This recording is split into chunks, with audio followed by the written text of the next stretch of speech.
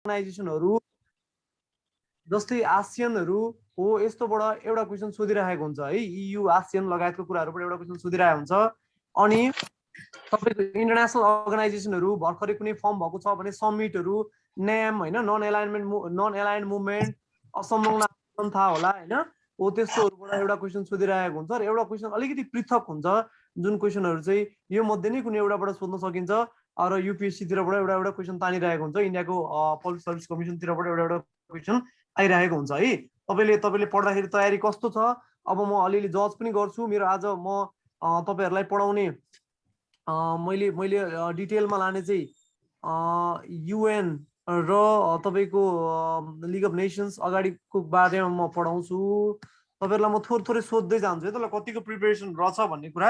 मैले सम्बन्धको बारेमा चाहिँ धेरै यो कसले बनायो भन्ने कुराहरू हुन्छ नि, जस्तै कुन देशले के बनायो भनेर भन्ने है, कुन देशले के बनायो भनेर भन्ने कुरा चाहिँ तपाईहरुलाई मैले यो पढाउँदिन अहिले, तर मैले एक दुईवटा सोध्छु। अब योबाट चाहिँ तपाईले थाहा पाउनु पर्यो। किताब त छ नि तपाईहरुसँग, कसको किताब छ, जसको किताब भए पनि तपाईहरुलाई चाहिँ यो यसले बनायो भन्ने कुरा थाहा हुनुपर्छ है त। जस्तै ल मैले एउटा क्वेसन गरे, निजामती कर्मचारीको अस्पताल है, निजामती कर्मचारी अस्पताल सिभिल हस्पिटल भन्छ, निजामती अस्पताल हो, यो कसले बनायो, कुन देशको सहयोगमा बनेको हो? जापान। ल अब जापान भनेपछि गएन त खेरा? जापान हो त? जापान भन्नुभयो, च्याटमा एकजना इन्डिया भन्नुभयो, एकजना चाइना भन्नुभयो। अब 4-5 वटा देशहरू भनिसकेपछि त सबै हाम्रा दान गर्ने दात्री निकायहरू त सकिहाल्ने भए हैन, मिलिहाल्ने भयो हैन।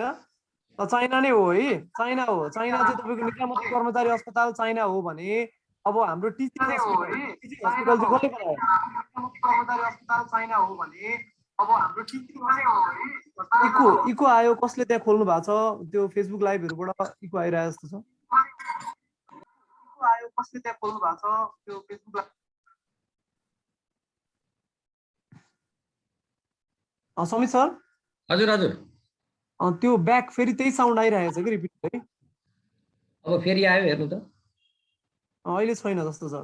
ठीक छ, कसैले खोलेको ठिक छ ल। अनि तपाईको मैले अहिले के भने, TU टिचिङ हस्पिटल कसले बनायो? त्रिभुवन युनिभर्सिटी टिचिङ हस्पिटल चाहिँ कसको सहयोगमा बनेको भन्नुस् त?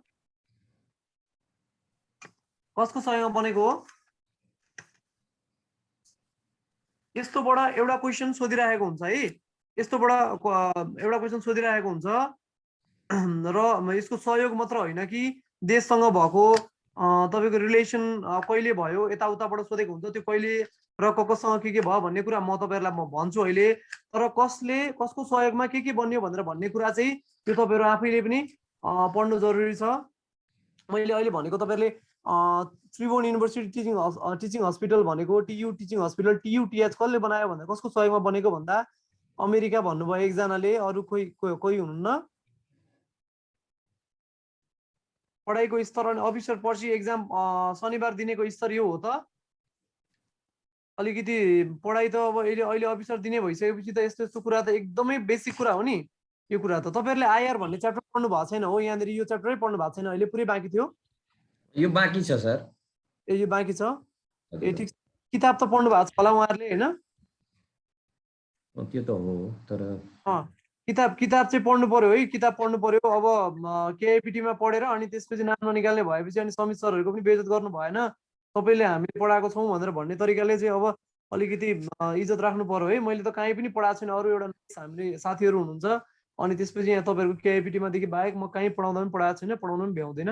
ल यो कुराहरु चाहिँ तपाईले विचार गर्नु पर्यो। यो सुरुमै आज अहिले भर्खरै मेरो क्लास सकिने बित्तिकै कसले के बनायो धेरैवटा हैन, त सबै कुरा याद गर्नु पर्दैन हो। त्यस्तो कुराहरु चाहिँ तपाईहरुले गरिहाल्नु। मैले अहिले भनेको दुईटा भयो र अलिकति पृथक छ एउटा, भरतपुर आँखा अस्पताल भन्ने। मैले किताबमा पनि राखिदिएको छु मेरो त्यो उसमा तपाईको सेटहरुमा पनि।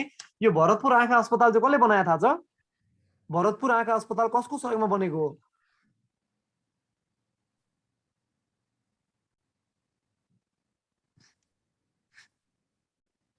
थाहा छ होला? च्याट गर्नुस् त च्याट गर्नुस् ल एकदम। अब तपाईहरुलाई थाहा छैन भने पनि च्याट गर्नुस्, लेख्नुस्।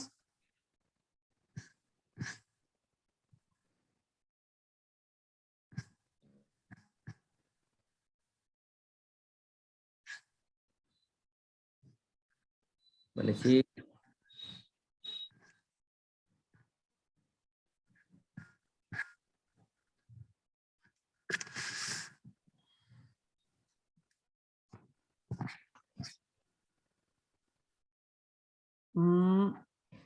छैन, पाकिस्तान हो। एकदम ठिक छ। ल उहाँको चाहिँ बरु अलिकति यो युनिक क्वेसन हो। यो पाकिस्तानको सहयोग त्यति थाहा हुँदैन है। यो युनिक क्वेसन हो। लोकसेवाले सोध्ने भनेको यस्तै अलिकति युनिक टाइपको सोध्न सक्छ हो, त्यो भएर यो थाहा हुनुपर्छ है त। ल अब हामी आज क्लास अगाडि बढाउँछौँ।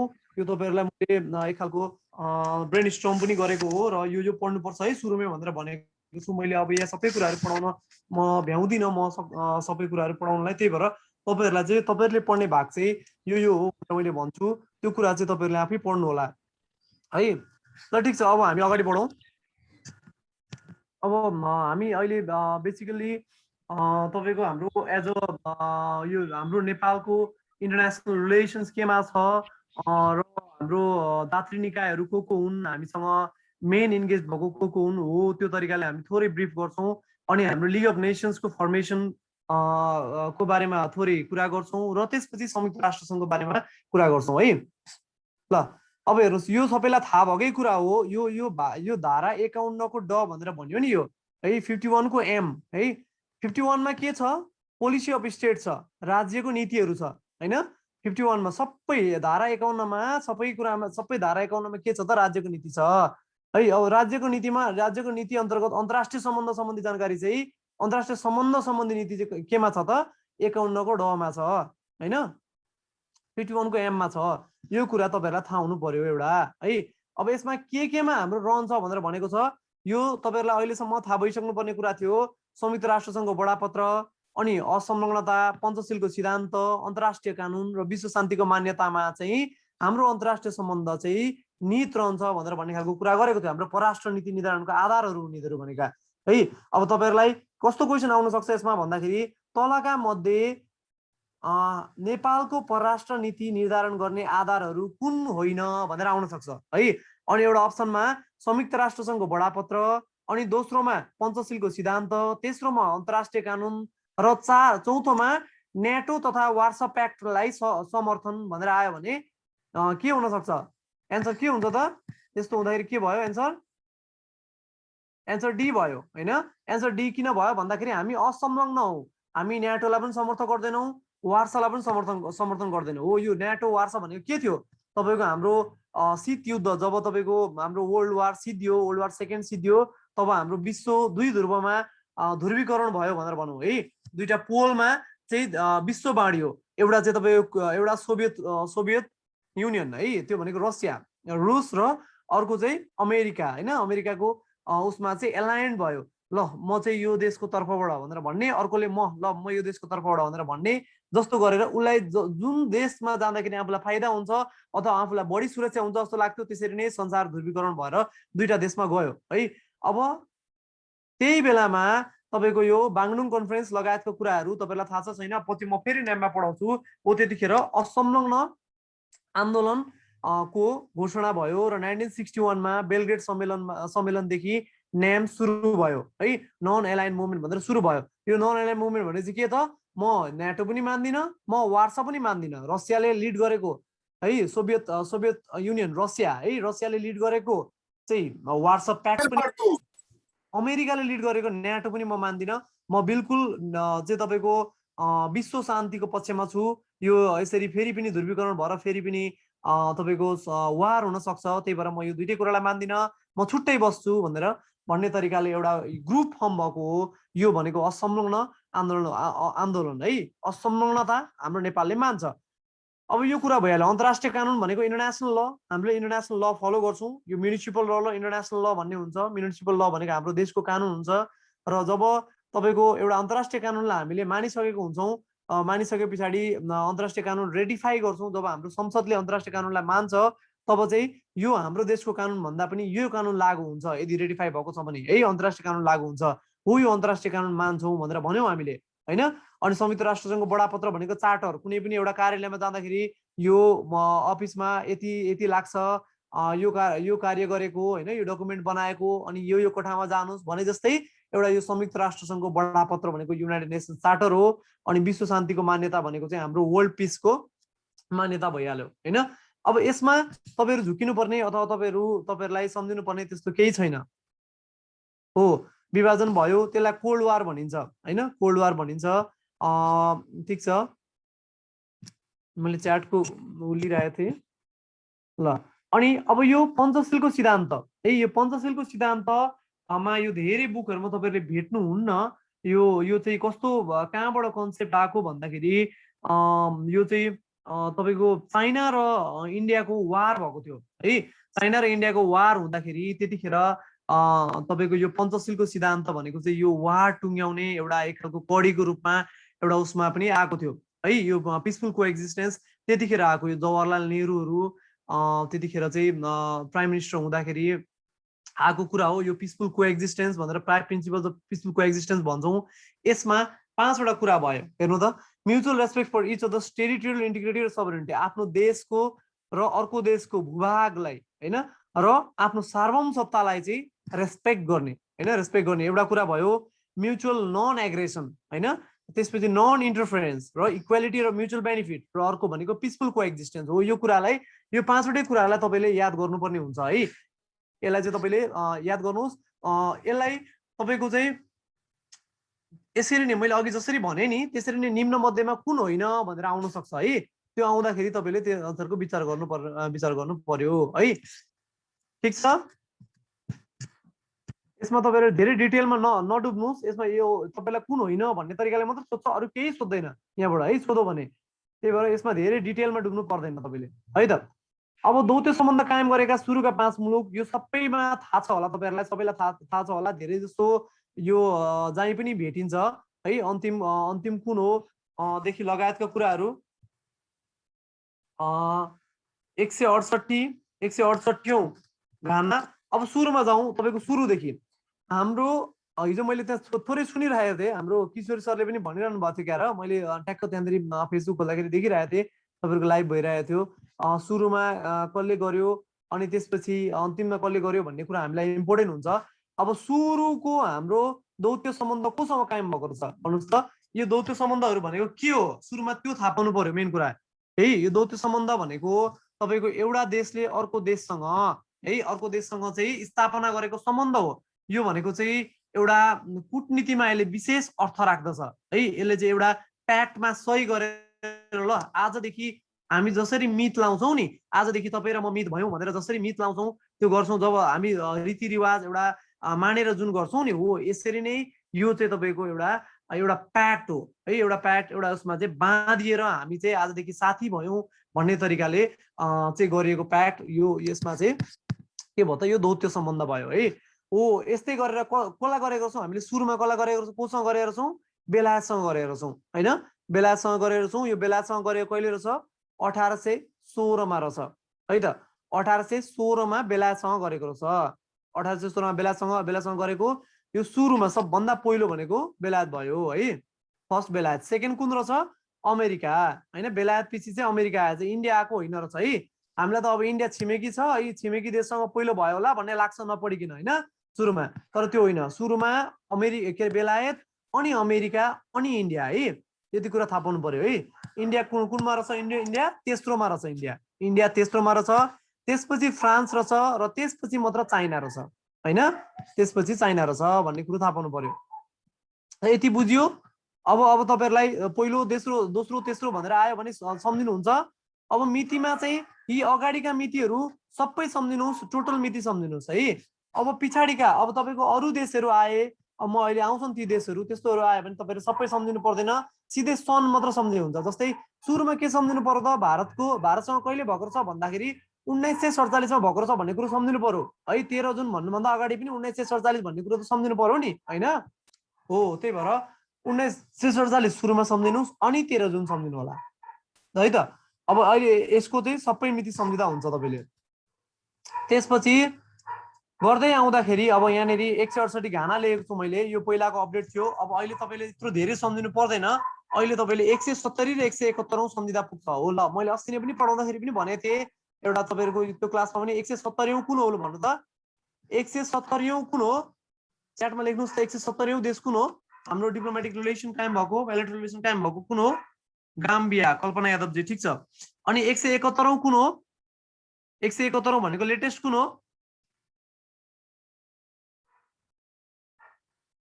लेटेस्ट 171औं 170औं भनेको गाम्बिया हो र लेटेस्ट भनेको कुन हो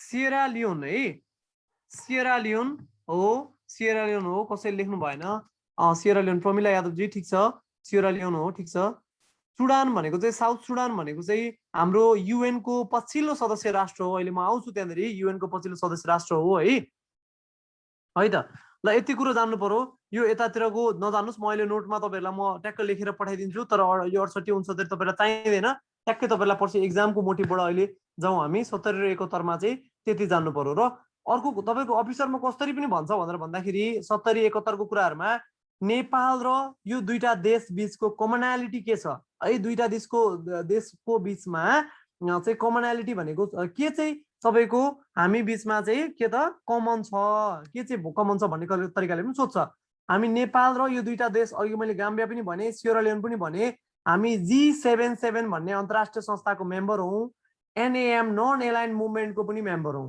है त यो अब तपाईलाई तलका मध्ये कुन भनाइ बेठिक छ भनेर आएर चारवटा स्टेटमेन्ट दिन सक्छ अनि नेपालको 170औं दौत्य सम्बन्ध यो देशसँग भएको हो गाम्बियासँग भएको हो भनेर भन्न सक्यो अनि त्यसपछि नेपाल र गाम्बिया G77 को चाहिँ सदस्य राष्ट्र हो भनेर भन्न सक्यो र नेपाल र गाम्बिया चाहिँ NAM को सदस्य राष्ट्र हो भन्न सक्यो र अर्को कुनै भन्नु भने अर्को फोर्थ अप्सन चाहिँ गलत हुने भयो है त अब हामीलाई कमन पनि कुरा थाहा पाउनु पर्यो अनि एउटा राम्रो कुरो के छ भन्दाखेरि यसको क्यापिटलहरु पनि थाहा पाउनु पर्छ हामीले है अब जस्तै सिएरा लियोनको क्यापिटल के हो थाहा छ सिएरा लियोनको क्यापिटल के हो सिएरा लियोन भन्ने देशको क्यापिटल के हो क्यापिटल अब अस्ति हामीसँग भएको दौत्य सम्बन्ध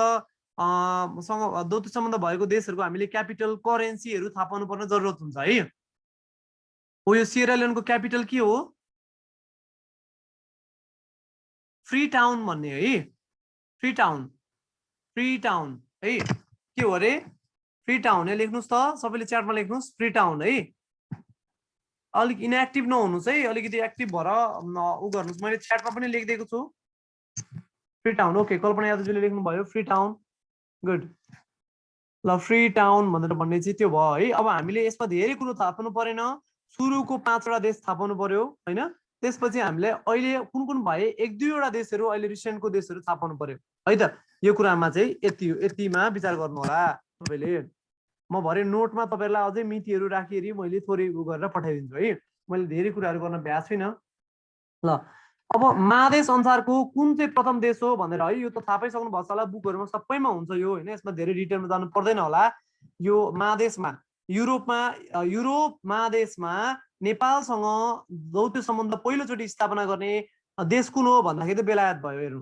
विश्वमै त बेलायत हो भनेपछि युरोपमा बेलायत त भइहाल्यो हैन विश्वमै गर्दाखेरि पनि बेलायत नै भयो हैन दौत्य सम्बन्ध कायम भएको 1816 भइहाल्यो हैन अब उत्तर अमेरिकामा को छ अमेरिका र छ किनभने यो दोस्रो पनि थियो हाम्रो हैन हाम्रो समग्रमा के हो दोस्रो उत्तर अमेरिका महादेशमा के हो पहिलो है त बुझिदैछ मैले भनेको कुराहरु बुझ्दै हुनुहुन्छ तपाईहरुले कि बुझ्नु भएको छैन बुझ्दै हुनुहुन्छ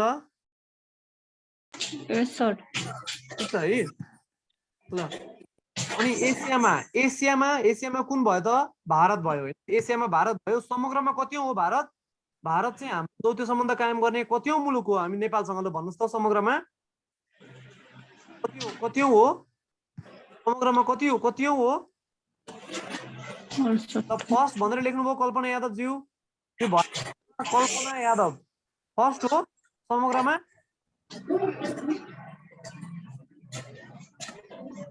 को सरबाट आवाज डिस्टर्ब आउँदैछ भनेर भन्नु भएको छ कसको आवाज डिस्टर्ब आइरहेछ मेरो आवाज डिस्टर्ब आइरहेछ कि अरु कसैको डिस्टर्ब आछ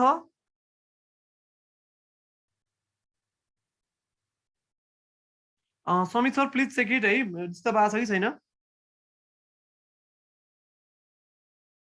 हाम्रोतिर त डिस्टर्ब छैन सर छैन है? छैन।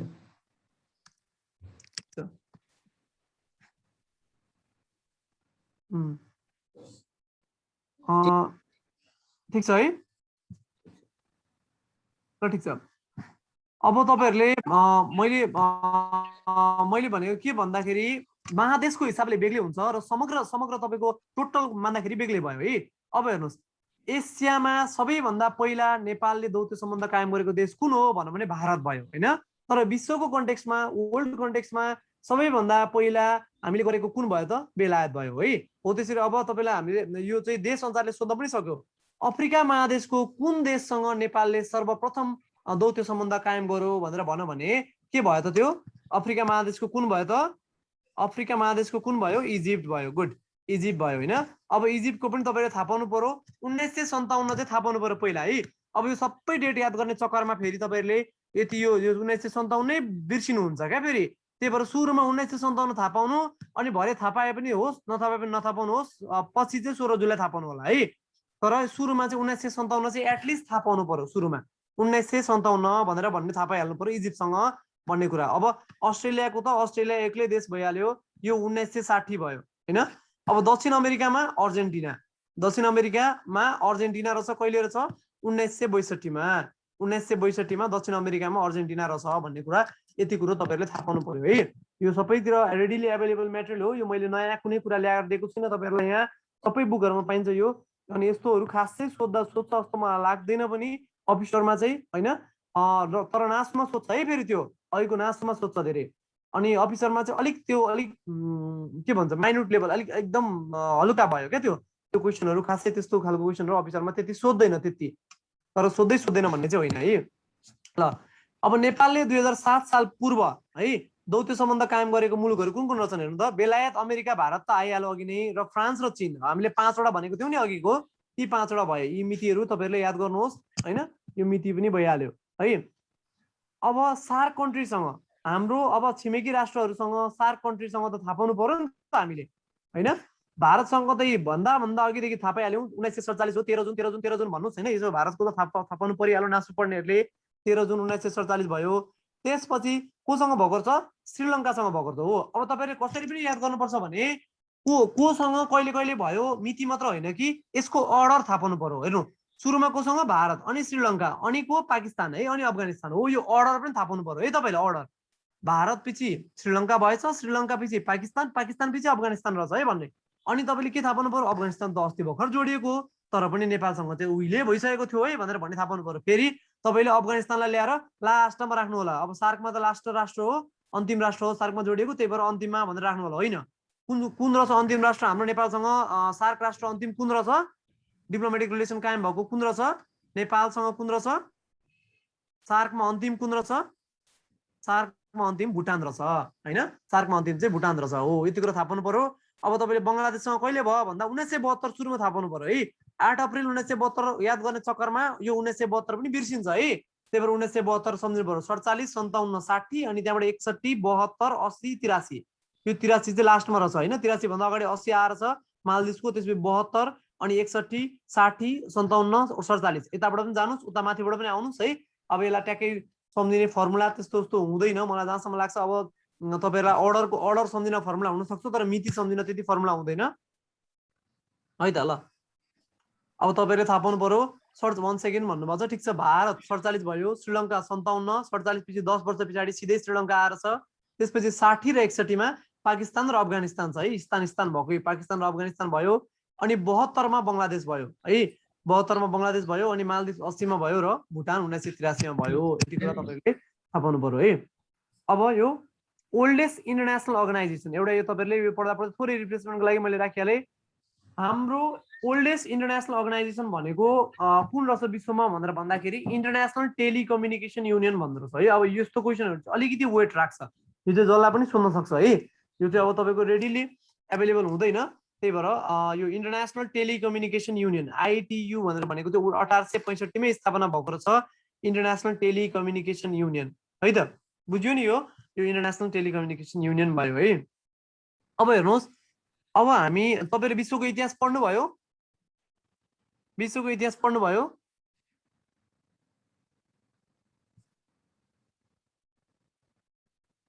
च्याटमा लेख्नुस् न तपाईले। ठिक छ, पढ्नुभयो है। ल पढ्नुभयो भने ल मैले त भनिहाल्छु। अनि के अरे पहिलो विश्वयुद्ध को सुरुवात र अन्तिम मिति भन्नु त सनमा मात्र भन्नुहोस्। सुरुवात र अन्त कहिले भयो पहिलो विश्वयुद्ध सनमा मात्र भन्नुहोस् त।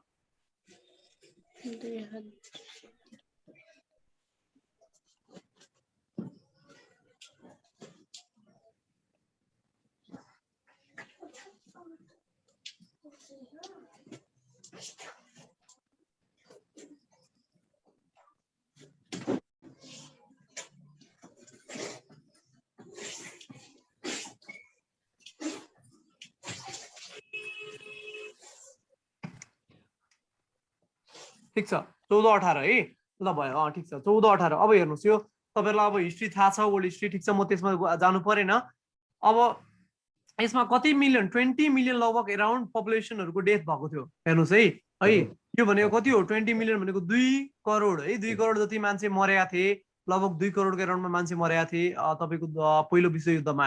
अब यस्तो सकिसके पछाडि अनि तपाईँको के भयो भन्दाखेरि नयाँ राष्ट्रहरू पनि फर्म भयो त्यतिखेर। तपाईँको चेकोस्लोभाकिया, इस्टोनिया, फिनल्यान्डहरू त्यतिखेर नयाँ राष्ट्रहरू फर्म भएको थिए है। यो तपाईँको 1918 ताका। अनि त्यसपछि के भयो भन्दाखेरि एउटा विश्व एउटा न्यू वर्ल्ड अर्डरमा गयो है। तपाईँको एउटा लिग अफ नेसन्स पनि नभनौँ सुरुमा, एउटा अन्तर्राष्ट्रिय संस्था चाहिने भयो यो वारको भयबाट बच्नको लागि है। यो जहिले तहिले वार यो हुन थाल्यो भने त अब हुँदैन। एउटा अन्तर्राष्ट्रिय संस्था बनाऊ हामी मिलेर, सबैजना मिलेर एउटा अन्तर्राष्ट्रिय संस्था बनाऊ र विश्व शान्तिको लागि पहल गरौँ भन्ने खालको कुराहरू भयो है। अब त्यसमा सबैभन्दा अग्रपन्थीमा लागेको भनेको हाम्रो अमेरिकन राष्ट्रपति वुड्रो विल्सन थिए है। वुड्रो विल्सन भनेर भन्ने हुनुहुन्थ्यो। अब यहाँ हेर्नुहोस् तपाईँले के भयो भनेर भन्दाखेरि यो वुड्रो विल्सनले के गरे भन्दा एउटा 14 पोइन्ट भनेर भन्ने है। यो 14 पोइन्ट भनेर भन्ने वुड्रो विल्सनले दिएको हो। वुड्रो विल्सनले 14 पोइन्ट भन्ने दिएको हो। र यो पेरिस पिस कन्फरेन्सले तपाईँहरूको यो प्रथम विश्वयुद्ध रोकेको कन्फरेन्स थाहा छ नि, यो पेरिस पिस कन्फरेन्स। ट्रिटी चाहिँ के हो भर्सेलिसको ट्रिटी होइन, भर्सेलिस सन्धि हो। भर्सेलिस सन्धि हो, भर्सेलिस सन्धिले रोकेको हो यो ट्रिटी अफ पिस। यो छ नि यहाँ यो पेरिस पिस कन्फरेन्समा भएको थियो, यो यहाँ देखिरहेको। र यो कन्फरेन्स चाहिँ सम्मेलन चाहिँ के रहेछ पेरिस पिस कन्फरेन्स भन्ने रहेछ होइन। अनि ट्रिटी चाहिँ के रहेछ, ट्रिटी चाहिँ ट्रिटी अफ भर्सेलिस रहेछ है। ट्रिटी अफ भर्सेलिस रहेछ है। ट्रिटी अफ भर्सेलिसले के भयो त भनेर गरौँ त भन्दा, अब मैले तपाईँहरूको मिक्सम्याच भयो होला, यहाँ पर्खिनुहोस् म फेरि भन्छु। यो 14 पोइन्ट्स भनेर भन्ने चाहिँ वुड्रो विल्सनले, तपाईँको वुड्रो विल्सन भन्ने राष्ट्रपतिले यो 14 पोइन्ट जारी गर्नुभयो, अथवा उहाँको पहलमा यो 14 पोइन्ट्स भनेर भन्ने जारी भयो। यो 14 पोइन्टकोमा एउटा बुदामा के थियो भन्दाखेरि एउटा इन्टरनेसनल अर्गनाइजेसन सेटअप गर्नुपर्छ है शान्तिको लागि भनेर भन्ने कुरा गरिएको थियो होइन। यो 14 पोइन्ट चाहिँ कहिले आएको हो त भन्दाखेरि यो वर्ल्ड वार पछाडि पेरिस पिस कन्फरेन्स भयो, ट्रिटी अफ भर्सेलिस भयो हो, त्यतिखेर आएको यो 14 पोइन्ट्स आएको हो। यो 14 पोइन्ट्समा चाहिँ त्यो एउटा अन्तर्राष्ट्रिय संस्था चाहिँ गर्नुपर्छ भनेर भन्ने खालको थियो। र त्यो राष्ट्रसङ्घको स्थापना चाहिँ कहिले भएछ त यही बमोजिम यो वुड्रो विल्सनले भने बमोजिम है राष्ट्रिय सङ्घको स्थापना चाहिँ 1920 जनवरी 10 मा भएछ।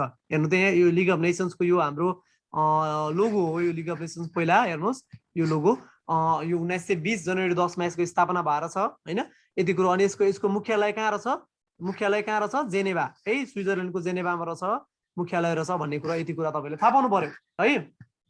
यति कुरो बुझ्नुभयो, बुझ्दै हुनुहुन्छ?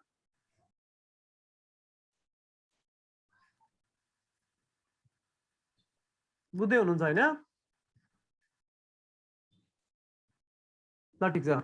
अब हेर्नुहोस् एउटा एउटा एउटा रमाइलो कुरो के छ भने नि अमेरिकाको राष्ट्रपतिले नै होइन, अमेरिकाको राष्ट्रपतिले नै यो तपाईँको चाहिँ लिग अफ नेसन्सको लागि उनले नै तपाईँको उसकै पहलमा लिग अफ नेसन्स बनिएको हो होइन। उनकै पहलमा अमेरिका राष्ट्रपतिकै पहलमा चाहिँ लिग अफ नेसन्स बनेको हो।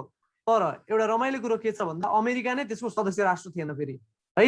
यो कुरो बुझिरहनुपर्छ है तपाईँहरूले, बुझ्नुभयो नि? यो कुरो अब स्टेटमेन्टहरूमा आउन सक्छ है। त्यतिखेर अब लिग अफ नेसन्सको लागि पहल गर्ने कुरा छ अमेरिकन राष्ट्रपति वुड्रो विल्सन नै हुनुहुँदो रहेछन् होइन। तर ऊ आफै एउटा सदस्य रहेनछ है, ऊ आफै एउटा सदस्य लिग अफ नेसनको सदस्य चाहिँ रहेनछ। अब यसमा चाहिँ धेरै कुराहरू थियो, थाहा छ? ए ल ठिक छ, ल थाहा छ भने एकदम राम्रो। ठिक छ, गीता यादवजीलाई थाहा रहेछ, एकदम ठिक छ। तपाईँको यो चाहिँ कांग्रेसको त्यहाँको कांग्रेसको विरोध थियो हैन, त्यहाँको कांग्रेसको विरोध थियो, त्यही भएर हो। ठीक छ ल। अब तपाईहरुलाई म अर्को कुरा गर्छु। यो अब यो लिग अफ नेसन्स चाहिँ तपाईहरुलाई चाहियो है। यो लिग अफ नेसन्स चाहिँ तपाईको 1919 को भर्सेलिस सन्धि भयो हो, यस्तो यस्तो कुरा। यो के अरे के भन्छ French Ferdinand archduke Frank Ferdinand लगायतका उहरू त तपाईले विश्वयुद्धमा पढिसक्नु भएको छ, मैले त्यसलाई दोहोर्याउँदिन है। तर त्योसँग जोडिन्छ क्या यो लिग अफ नेसन्स चाहिँ जोडिनलाई। अब हामी यो कुरा नपढौँ, तपाईहरुले उता पढिसक्नु भएको छ ल। अब राष्ट्रसङ्घमा जम्मा कतिजना महासचिव रहेछन् अहिलेसम्म भनौँ, अथवा डिजल्भ भएसम्म कतिजना महासचिव रहेछन् राष्ट्रसङ्घमा? यो लिग अफ नेसन भनेको राष्ट्रसङ्घ है, संयुक्त राष्ट्रसङ्घ होइन है, संयुक्त राष्ट्रसङ्घ होइन। यो चाहिँ लिग अफ नेसन भनेको राष्ट्रसङ्घ मात्र है, राष्ट्रसङ्घ मात्रलाई लिग अफ नेसन है। यसमा कतिवटा रहेछन्? 3टा महासचिवहरू रहेछन्। यो पहिलो धेरै जसो सोध्न सक्छ, यो एरिक ड्रुमन्ड भन्ने हुन्, सर एरिक ड्रुमन्ड हुन् भने, दोस्रो जोसेफ एबेनोल र तेस्रो सिन लेस्टर है। यो तीनटैको नाम चाहिँ याद गरिरहनु, अथवा केही एबेनोल मात्र याद गर्नु, यसको लेस्टर मात्र याद गर्नु है, केही न केही याद गर्नु है त। यो तपाईको जोन सिनाको सिन याद गर्नुस् अथवा यसको एबेनोल याद गर्नुस्, जे याद गर्नुस्। तब तपाईहरुले यो यति नाम चाहिँ एउटा मात्र यो पछाडीको मात्र भए पनि याद गर्नु होला। 3टा रहेछन् जम्मा महासचिवहरू राष्ट्रसङ्घको चाहिँ भन्ने होस् है। एकैछिन ल।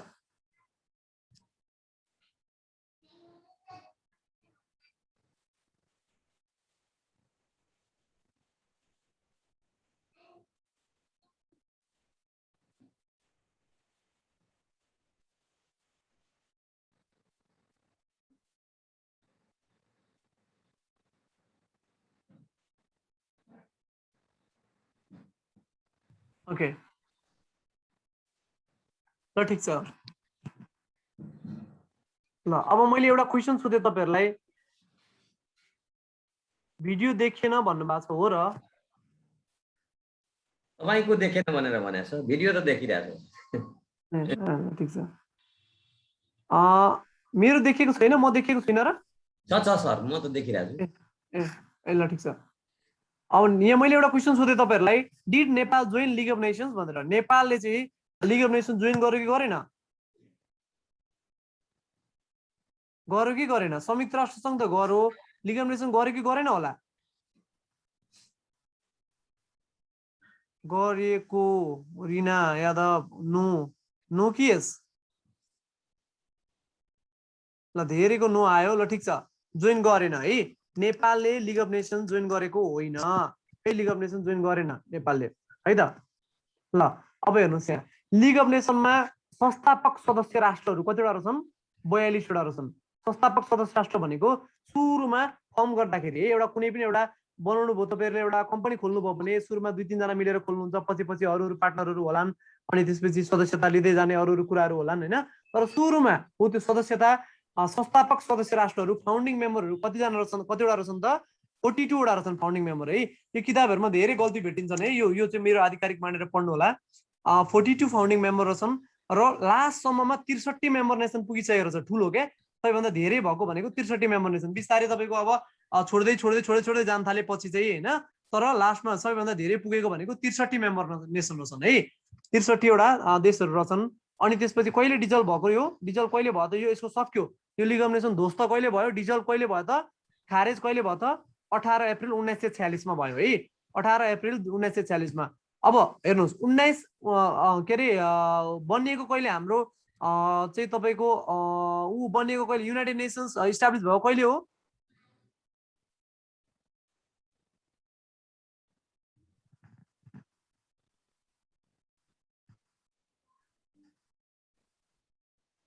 हो युनाइटेड नेसन्सको 1920 जनवरी 10। फेरि अब यसरी झुकेर भयो त लिग अफ नेसन्सको पो 1920 जनवरी 10 त हैन, युनाइटेड नेसन्स त होइन नि त। लिग अफ नेसन्स र युनाइटेड नेसनमा नझुकिनु है, लिग अफ नेसन्स र युनाइटेड नेसनमा नझुकिनु।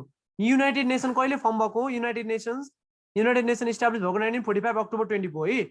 अनि यो पेपरमा पेपरमा चाहिँ 1946 सम्म कायम रहेछ। हेर्नुस् त, यो 1946 मा मात्र यो डिजल्भ भएको छ भन्ने कुरा थाहा पाउनु पर्छ तपाईले है। अब हाम्रो सेक्युरिटी काउन्सिल छ नि, यो सेक्युरिटी काउन्सिल जस्तै सेक्युरिटी काउन्सिलमा अहिले युनाइटेड नेसन सेक्युरिटी काउन्सिलमा कति सदस्य छन् भन्नु त? कति सदस्य छन्? अहिले हामी फेरि पढ्छौँ त्यो कुरा। अहिले कति सदस्य छन् त? युएन सेक्युरिटी काउन्सिलमा कति सदस्य छन्? हो 15वटा सदस्य छन् हैन 15वटामा 15वटा सदस्य राष्ट्रमा कतिवटा चाहिँ पर्मानेन्ट छन् पर्मानेन्ट कतिवटा छन् पर्मानेन्ट 5वटा है हो त्यस्तै लिग अफ नेसन्समा 4वटा पर्मानेन्ट मेम्बरहरु रहछन् हेर्नु त कुन रहछन् ब्रिटेन फ्रान्स इटली जापान है 4वटा पर्मानेन्ट मेम्बरहरु रहछन् 4वटा हो अब यसमा यो लिग अफ नेसन र संयुक्त राष्ट्र संघ है लिग अफ नेसन्स र युनाइटेड नेसन्समा चाहिँ पर्मानेन्ट मेम्बर भएको दुईटा कमन राष्ट्र देखिरहेको छु मैले यहाँ दुईटा कुन कुन कमन राष्ट्र छन् त यहाँ हेर्नु त कमन कुन हुन् दुईटा कमन कुन रहछन् फ्रान्स र ब्रिटेन हैन फ्रान्स र ब्रिटेन ठीक छ अब इटली र जापान त छैन नि युनाइटेड नेसनमा थियो त छ त पर्मानेन्टमा छ त इटली र जापान छैन है पर्मानेन्टमा यो ब्रिटेन र फ्रान्स छ र अरु कुन छ भन्नु त ब्रिटेन फ्रान्स अनि कुन छ संयुक्त राष्ट्र संघको अहिले पर्मानेन्ट मेम्बरमा कुन छ ब्रिटेन फ्रान्स अनि चाइना अमेरिका अनि हो एबीसीएफआर भन्नुभएको छ ठीक छ स्पेन होइन अञ्जली महतो स्पेन हो त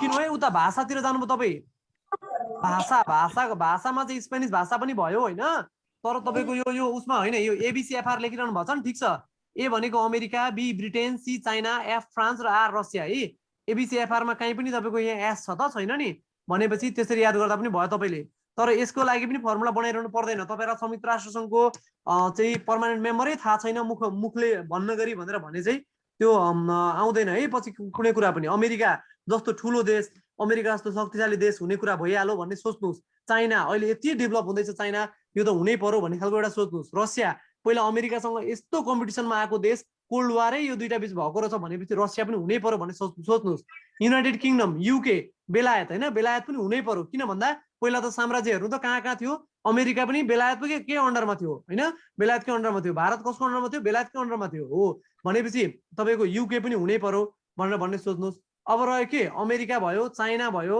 रसिया भयो बेलायत भयो अब के रह्यो अब के रह्यो त्यहाँ च्याटमा लेख्नुस् त फ्रान्स रह्यो है हो अब रह्यो फ्रान्स यो फ्रान्स चाहिँ कस्तो हो भन्दाखेरि नि युरोपमा धेरै जसो देशमा फ्रेन्च भाषा बोलिन्छ क्या युरोपमा है यो फ्रान्स चाहिँ यसले तपाईको यसको कल्चर यसको ल्याङ्ग्वेज एकदम ठुलो छ यो तपाईको अब पहिला त पावरफुल राष्ट्र पनि हो तर अझै पनि यसको इन्फ्लुएन्स तपाईको ल्याङ्ग्वेजमा धेरै जस्तो देखिन्छ अनि यति भनिसकेपछि अब तपाईले कहिले पनि तपाईको एबीसीएफआर पनि भनिरहनु परेन फर्मुला पनि जानिरहनु परेन क्या अमेरिका जस्तो राष्ट्र हुने नै भयो चाइना हुने नै भयो बेलायत युके हुने नै भयो हैन त्यसपछि तपाईको फ्रान्स हुने नै भयो र रसिया त त्यतिखेर एकदमै शक्तिशाली राष्ट्र त्यो हुने नै भयो है त ल यो यति कुरा थाहा पाउनु पर्यो हैन ल अनि त्यसपछि अब यो लिग अफ नेसनको कुरा भयो अब संयुक्त राष्ट्र संघको कुरा गरौँ यो संयुक्त राष्ट्र संघमा यो थाहा भएकै कुरा हो यो धेरै जस्तो तपाईहरुलाई कति पढ्नु भएको छ भने यो हेर्नुस् एउटा के भयो भन्दाखेरि मैले थोरै भन्न छुटाएको चाहिँ अब फेरि वर्ल्ड वार 2 भयो अब वर्ल्ड वार 2 आउने बित्तिकै मैले वर्ल्ड वार 2 को फेरि बयान गरिरहनु परेन यो हिस्ट्रीमा पर्यो विश्वको इतिहासमा तपाईहरुले वर्ल्ड वार 2 पनि पढ्नु भयो होला हैन अब वर्ल्ड वार 2 पछाडी के भयो त भनेर भन्दाखेरि 1945 अप्रिल 25 देखि जुन 26 मा यो अमेरिकाको सन फ्रान्सिस्कोमा एउटा सम्मेलन भयो सन फ्रान्सिस्को सम्मेलन भन्ने हैन यसमा चाहिँ सन फ्रान्सिस्को सम्मेलन भयो र अन्तर्राष्ट्रिय संगठन एउटा गठन गर्नुपर्छ भनेर भन्ने खालको कुरा भयो र यो संयुक्त राष्ट्र संघ राख्ने कुरा पनि भयो है त्यो हेर्नु कहिलेदेखि कहिलेसम्म छ अप्रिल 25 देखि जुन 26 सम्म यो मिति इम्पोर्टेन्ट छ है यो अप्रिल 25 देखि जुन 26 सम्म र कन्फरेन्सको नाम के हो सान फ्रान्सिस्को कन्फरेन्स है San Francisco conference San Francisco सम्मेलन हो यो पनि इम्पोर्टेन्ट छ है यति कुरा चाहिँ तपाईले थाहा पाउनु पर्यो र अर्को भनेको हो अब यिनीहरू यो देशहरू बसेर नि यहाँ कतिवटा देश बसे थाहा छ यहाँ देश 50 वटा देश थिए यी 50 वटा देश बसेर एउटा बडापत्र बनाए है संयुक्त राष्ट्र संघको बडापत्र बनाए र पोल्यान्ड पछि आयो 51औं राष्ट्रको रूपमा पोल्यान्ड पछि आयो तर यो सम्मेलनमा चाहिँ पोल्यान्ड थिएन है फेरि यो पोल्यान्ड भन्ने राष्ट्र सम्मेलनमा थिएन तर पछि पोल्यान्ड पनि आयो र पोल्यान्डले पनि हस्ताक्षर गर्यो है यो जुन 26 को दिन चाहिँ हस्ताक्षर गरेर 51 राष्ट्र भए है 51 राष्ट्र भए र 1945 अक्टोबर 24 देखि चाहिँ संयुक्त राष्ट्र संघको विधिवत रूपमा स्थापना भयो है यति कुरा अब तपाईले डेट के थाहा पाउनु पर्यो यहाँनिर हेर्नुस् है 1945 को अप्रिल 25 देखि जुन 26 थाहा पाउनु पर्यो एउटा हैन जुन 26 अन्तिम दिन रहेछ यो चार्टरमा हस्ताक्षर भएको रहेछ भन्ने कुरा थाहा पाउनु पर्यो। अनि संस्थापक सदस्य राष्ट्रहरू कतिवटा रहेछन्? संस्थापक सदस्य राष्ट्रहरू युएनओ को कतिवटा रहेछन् भन्ने थाहा पाउनु पर्यो त। युएनओ को संस्थापक सदस्य राष्ट्रहरू कतिवटा रहेछन्? 51 वटा है, 51 वटा रहेछ। तर सान फ्रान्सिस्को कन्फरेन्समा भाग लिएको राष्ट्र कतिवटा रहेछन्? त्यो हाम्रो त्यो जुन बनाउनेमा त्यो भाग लिएको राष्ट्रहरू चाहिँ कतिवटा रहेछन्? सान फ्रान्सिस्को कन्फरेन्समा 50 वटा रहेछन्, एउटा रहेनछ है। लास्टमा जोइन भएको कुन रहेछ? पोल्यान्ड रहेछ। लास्टमा जोइन भएको चाहिँ पोल्यान्ड रहेछ भन्ने कुरो तपाईहरुले सम्झिनु पर्यो है त। ल यति कुरो यसमा आइहाल्यो। र यो संयुक्त राष्ट्र संघको अवधारणा ल्याउने व्यक्ति चाहिँ को रहेछ त? पूर्व राष्ट्रपति, अमेरिकी पूर्व राष्ट्रपति फ्रैंकलिन डी रूजवेल्ट है, एफडी रूजवेल्ट, एफडी रूजवेल्ट हैन। रूजवेल्ट मतलब सम्झे पनि हुन्छ है, पेटी बेल्ट सम्झे, बेल्ट सम्झिनु है, रूजवेल्ट है। यो संयुक्त राष्ट्र संघको अवधारणा ल्याउने रूजवेल्ट। र लीग अफ नेशन्सको अवधारणा ल्याउने चाहिँ को अरे? 14 पोइन्ट प्रोग्रामद्वारा लीग अफ नेशनको अवधारणा ल्याउने को हो? लीग अफ नेशनको अवधारणा ल्याउने चाहिँ को हो? अघि भर्खर हामीले पढेको लीग अफ नेशनको अवधारणा ल्याउने, लीग अफ नेशन अथवा राष्ट्र संघ मात्रको वुड्रो विल्सन है, वुड्रो विल्सन। अब यो पोल्यान्ड भन्ने के आधारले पोल्यान्ड कसले लेखेको यो? ल ठीक छ, वुड्रो विल्सन है। ल वुड्रो विल्सन भने अहिले चाहिँ युनाइटेड नेसन्सको को रहेछ? रूजवेल्ट रहेछ हैन। अब अहिले संयुक्त राष्ट्रमा कति सदस्य रहेछन्? 193 वटा सदस्य रहेछन् है। 193 वटा सदस्य राष्ट्र रहेछन् संयुक्त राष्ट्र संघमा, 193 वटा। र लास्ट राष्ट्र कुन रहेछ? दक्षिणी सुडान हो। यसको मिति पनि याद गर्न जरुरी छ, 19 जुलाई 2021 है। 19 जुलाई 2011 मा चाहिँ यो संयुक्त राष्ट्र संघमा एउटा छुट्टै राष्ट्रको रूपमा आएको रहेछ है त। ल अब हेर्नु, सदस्यता लिनको लागि चाहिँ के गर्नु पर्दो रहेछ भन्दाखेरि संयुक्त राष्ट्र संघको सदस्यता लिनको लागि धारा 4 अनुसार चाहिँ वर्क गर्नुपर्ने रहेछ। धारा 4 अनुसार चाहिँ म संयुक्त राष्ट्र संघको सदस्य हुन पाऊँ भनेर निवेदन दिनुपर्ने हुन्छ है। धारा 4 अनुसार रहेछ यो। धारा 4 संयुक्त राष्ट्र संघमा कति धारा छन् हो त्यो कुराहरु अहिले अझै आउँछ। तपाईको धारा 4 अनुसार चाहिँ यो पाउने व्यवस्था रहेछ भन्ने धारा 4 सम्झिनु पर्यो है तपाईले सदस्यताको लागि। ल अब यहाँ हेर्नुस्, यहाँ मैले राखेको छु एउटा क्वेशन। ल हेर्नुस्, तलका मध्ये कसले संयुक्त राष्ट्र संघको लोगो बनाएका हुन्? ल लोगो कसले बनायो होला? ल हेर्नुस् त, यो मैले यो बुकहरुमा पनि हालेको छु।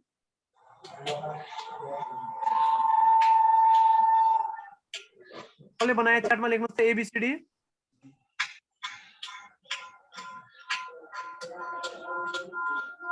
यो नजिक छ कि ल्यापटप नजिक कसैको त्यो राखेछ, त्यो अलिकति हटाउनुस् है।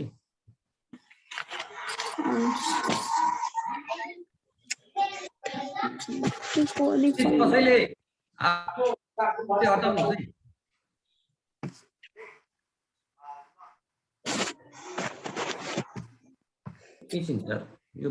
यो ओलिभर लिंकन भन्ने बी हो है, बी हो, ए होइन लोगो।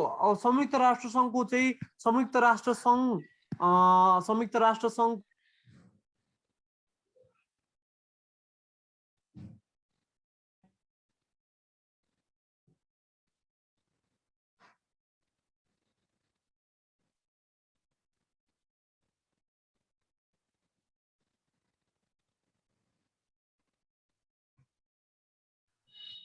सर्कलहरु भएको यो चाहिँ को रहेछ त?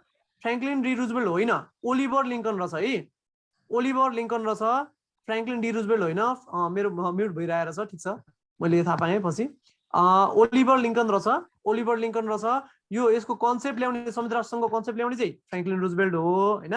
तर यो लोगो बनाउने, लोगो भनेको त चित्र हो नि हो हैन। त्यो चित्र बनाउने त्यो 5 वटा युनाइटेड नेसनको देख्नु भएको छैन, 5 वटा गोलो गोलो गोलो हुन्छ युनाइटेड नेसनको उसमा, हो त्यो बनाउने चाहिँ ओलिभर लिंकन भन्ने व्यक्ति रहेछ है। ओलिभर लिंकन भन्ने व्यक्ति रहेछ, त्यो कुरो थाहा पाउनु पर्यो है। ल अब हेर्नुस्, अब युएन संयुक्त राष्ट्र संघको प्रथम बैठक हैन कहाँ भएछ त? प्रथम बैठक अब फर्म भयो, सबै भयो, सान फ्रान्सिस्को कन्फरेन्स तपाईको भयो कहाँ त भन्दा सबै युएन भन्ने बित्तिकै अमेरिका आउँछ दिमागमा हैन। न्युयोर्कमा यसको हेडक्वार्टर छ, त्यो आउँछ। तर पहिलो बैठक चाहिँ कहाँ बसेको रहेछ त?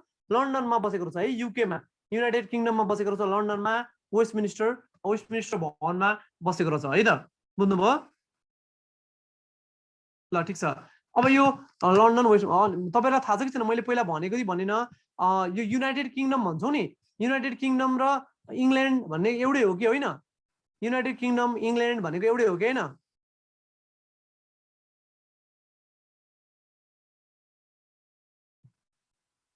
एउटै हो केही न यस नो YN मात्र लेखिदिँदा हुन्छ नो नो लेख्नु भयो नो लेख्नेले किन पनि लेखिदिइहाल्नु त त्यहाँ छोटोमा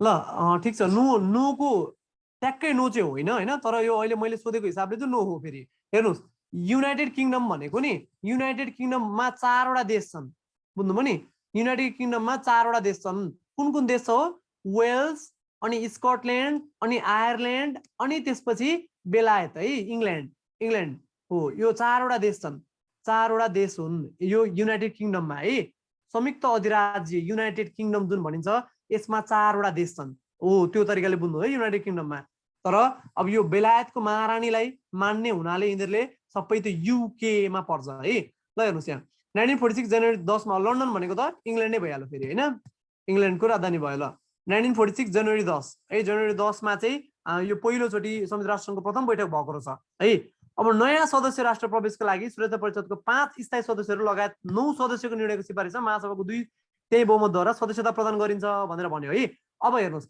सदस्यताको लागि के चाहिँदो रहेछ 5 वटै सदस्य राष्ट्रले हस्ताक्षर गर्नुपर्ने रहेछ 5 वटै के त भन्दा सुरक्षा परिषदको पर्मानेन्ट मेम्बरले अब हेर्नुहोस् है कस्तो छ भन्दा विश्व हाम्रो वर्ल्ड अर्डर कस्तो छ अहिले पनि हामीलाई एक खालको के लाग्छ भन्दा हामी भिक्टर्स अफ वर्ल्ड वार भनेर भन्छौँ क्या यो भिक्टर्स अफ वर्ल्ड वारले लिड गरेको छन् अहिले यो भिक्टर्स अफ वर्ल्ड वारले चाहिँ यो इन्टरनेसनल अर्डर लिड गरेको हो भनेको जसले युद्ध जित्यो नि उसले तपाईँको यो अन्तर्राष्ट्रिय अर्डर अन्तर्राष्ट्रिय सिस्टम बनायो उसले वर्ल्ड ब्याङ्क बनायो उसले IMF बनायो है अब तपाईँको यो अमेरिका लगायतका देशहरू जुन जसले चाहिँ जिते हो उनीहरूले चाहिँ यो वर्ल्ड सिस्टम बनायो क्या यो वर्ल्डको सिस्टम बनाएर उनीहरूकै आधारमा हामी चलिरहेको छौँ अहिले विश्व चलिरहेको छ भनेर भन्ने हो है बुझ्नुभयो नि हो यस्तो थियो त्यही भएर हेर्नुहोस् त अहिलेसम्म पनि 5 वटा स्थायी सदस्यहरू छन् अब भन्दाखेरि के भन्छौँ हामी सबरेन राष्ट्र सार्वभौम देश हामी पनि एउटै हो भारत पनि एउटै हो अमेरिका पनि एउटै हो ऊ पनि एउटै हो भन्छौँ तर हेर्नुहोस् त कति उ रहेछ 5 वटा चाहिँ स्थायी सदस्य राष्ट्र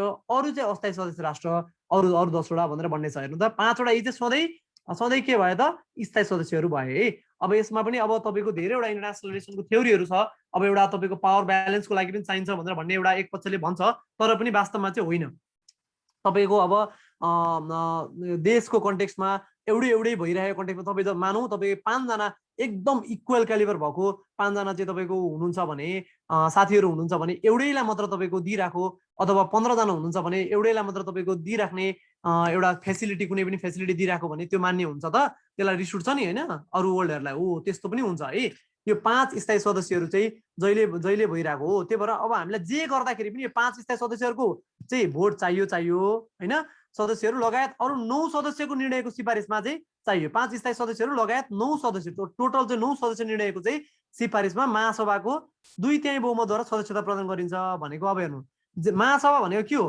अहिले आउँछ फेरि महासभा भनेको तपाईँको युनाइटेड नेसन्स जेनरल एसेम्ब्ली है जेनरल एसेम्ब्ली भनेको चाहिँ यो सबै देशहरूबाट मेम्बर जान्छौँ त्यहाँनिर है त्यो मेम्बरले चाहिँ सबै देशबाट गएको मेम्बरले अहिले हाम्रो कतिवटा मेम्बर भयो त युनाइटेड नेसन्सको कतिवटा मेम्बर भयो सबै देश गयो भने कतिवटा मेम्बर हुने भयो सबै देश चाहिँ महासभामा भाग लिए भने कतिवटा देशबाट भाग लिने भयो त 193 होइन हो यो 193 देशबाट 193 वटै देशबाट भाग लिएकाहरूले पनि तपाईँको के गर्नु पर्यो त भनेर भन्दाखेरि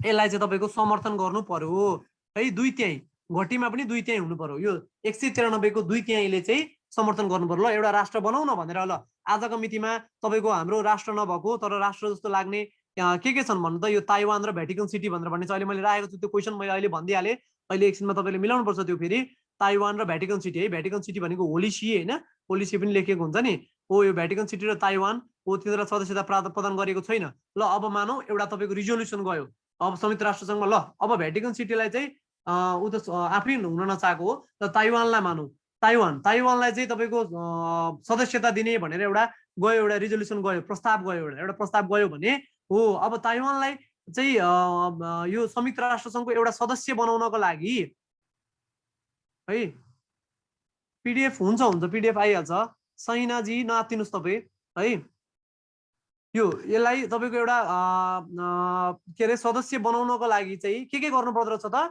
भन्दाखेरि 5 वटा सदस्य राष्ट्रको हस्ताक्षर हुनु पर्दो रहेछ 5 वटा स्थायी सदस्य राष्ट्रको र अरू जेनरल एसेम्ब्लीको 2/3 है 2/3 चाहिँ जेनरल एसेम्ब्लीको पनि हुनु पर्दो रहेछ यति कुरो तपाईँले थाहा पाउनु पर्यो है। 5 स्थायी सदस्य गर, टोटल 9 वटा सदस्य यहाँ हैन। यो समय के भन्छ, यो चाहिँ सुरक्षा परिषदको, र अर्को चाहिँ 2 त्यही हुनु पर्दो रहेछ जेनरल एसेम्ब्लीको है त। अब हेर्नु, संयुक्त राष्ट्रसङ्घको प्रधान कार्यालय अघि पनि मैले भने कहाँ रहेछ, अमेरिकाको न्युयोर्कमा छ। यो म्यानहट्टन टापुमा छ, न्युयोर्कै एउटा म्यानहट्टन टापुमा छ हैन। त्यही भएर यो न्युयोर्कको अमेरिका म्यानहट्टन टापुमा छ। संयुक्त राष्ट्रसङ्घको बडापत्रमा कहिले हस्ताक्षर भयो भनेर भन्दा कहिले हस्ताक्षर भयो होला, कहिले भयो यो हस्ताक्षर बडापत्रमा थाहा छ? अघि भर्खर हामीले भनेको थियौँ लास्ट दिन 1945 जुन 26 हैन, 1945 जुन 26, 1945 जुन 26 त्यो लास्ट दिन, त्यो कन्फरेन्सको लास्ट दिन भयो भनेर भनिरहेको है। अब हेर्नु, नेपालले युएनको सदस्यताको लागि कहिले आवेदन दिएको अरे, कहिले दिएको रहेछ? 1949 मा, 1949 फेब्रुअरी 13 मा दिएको रहेछ। यो नेवारी भाषाको रञ्जना लिपिमा दिएको रहेछ है, नेवारी भाषाको रञ्जना लिपिमा दिएको रहेछ। यो धेरै सबै बुकमा पाइन्छ है। यो मैले नयाँ कुरो केही गरेको छुइनँ, तपाईँहरूलाई मैले अब बिचमा नयाँ कुराहरू एक एकवटा हाल्दै जान्छु हैन। धेरै जस्तो कुराहरू चाहिँ यहाँ बुकमा पाइने कुराहरू नै हुन्छ है। तर पनि तपाईँहरूले मैले पढाएकोमा चाहिँ मजाले सुन्नु, नबुझ्दाखेरि मलाई सोधिहाल्नु। मलाई यो विषयमा मलाई अलिक धेरै जानकारी छ है। ल हेर्नुहोस्, अब अर्को प्याकेज डिल भन्छ। ए प्याकेज डिलमा कति राष्ट्र रहेछन्? प्याकेज डिलमा, प्याकेज डिल भनेको पहिला के रहेछ त भन्दाखेरि, संयुक्त राष्ट्र सङ्घमा मेम्बरसिप हुनको लागि है म सदस्य हौँ भनेर दिएको निवेदन रहेछ एउटा प्याकेज डिल भनेको। कतिवटा राष्ट्रले दिएको रहेछ? 16 वटा, नेपाल सहित 16 वटा हो है, नेपाल सहित 16 वटा दिएको रहेछ है त। अब नेपाल कतिौं देश हो? संयुक्त राष्ट्र सङ्घको नेपाल कतिौं देश रहेछ? कतिौं सदस्य देश रहेछ नेपाल? नेपाल कतिौं सदस्य देश रहेछ? सदस्य राष्ट्र रहेछ नेपाल 72औं रहेछ है। यो कुरो थाहा पाइरहनु पर्यो, 72nd है। अनि नेपाल संयुक्त राष्ट्र सङ्घको सदस्य हुँदा नेपालका प्रधानमन्त्री को रहेछन्? नेपालका प्रधानमन्त्री को रहेछन् त? टङ्क प्रसाद आचार्य रहेछन् है, टङ्क प्रसाद आचार्य रहेछन्। ल ठिक छ। अब संयुक्त राष्ट्र सङ्घको झन्डा लागू कहिले भएछ? 1947 अक्टोबर 20 देखि झन्डा लागू भएछ। हेर्नु है, अक्टोबर 20 देखि झन्डा लागू भएछ। 47 भन्ने कुरो चाहिँ सुरुमा याद गर्नु पर्यो, 47 है। अनि संयुक्त राष्ट्र सङ्घको आधिकारिक भाषाहरू के रहेछ त? हेर्नुहोस् त यहाँ, चिनिया, रुसी, अङ्ग्रेजी, फ्रेन्च, स्पेनिस र अरबी। अब म अघि हाम्रो संयुक्त राष्ट्र सङ्घको 5 वटा स्थायी सदस्य राष्ट्रको तर्फबाट जाउँ त कुन कुन आयो? चिनिया, चाइना, चीनको चिनिया आयो, रुसको रसिया आयो, युनाइटेड किङडमको अङ्ग्रेजी आयो अथवा युएसको अङ्ग्रेजी आयो भन्ने मान्नुहोस्। अनि फ्रेन्च आयो हैन, अनि फ्रेन्च आयो। अब अघि हामीले यहाँ छुटेको कुन भयो? यहाँ छुटेको भनेको यो अङ्ग्रेजी भनेको चाहिँ दुईटाको भयो है, युनाइटेड किङडम र युएस को भयो अङ्ग्रेजी हैन, छुटेन। अब दुईटा एड भयो भन्ने तरिकाले बुझ्नुहोस् तपाईँले, स्पेनिस र अरबी एड भयो आधिकारिक भाषामा, एउटा स्पेनिस र अर्को अरबिक भाषा एड भयो है। र कार्यालयमा चाहिँ आधिकारिक भाषा चाहिँ यो कार्यालयमा आधिकारिक भाषा चाहिँ दुईटा मात्र हुन् फेरि, अङ्ग्रेजी र फ्रेन्च चल्छ। यो तपाईँको सचिवालयमा चाहिँ अङ्ग्रेजी र फ्रेन्च चल्छ है फेरि है त। अब तपाईँको 4 वटा भाषा अघि नै हाम्रो संयुक्त राष्ट्र सङ्घको 5 वटा स्थायी सदस्य राष्ट्रहरूले बोल्ने भाषा सबै आइहाले, र त्यो बाहेक स्पेनिस र अरबी आयो है। 6 वटा भाषाहरू आधिकारिक भाषाहरू रहेछन् भने हाम्रो सचिवालयमा कामकाजको भाषा चाहिँ कुन रहेछ त? अङ्ग्रेजी र फ्रेन्च मात्र दुईटा रहेछ है त। बुझ्यो नि हैन? बुझिँदैछ? के छ? बुझिँदैछ?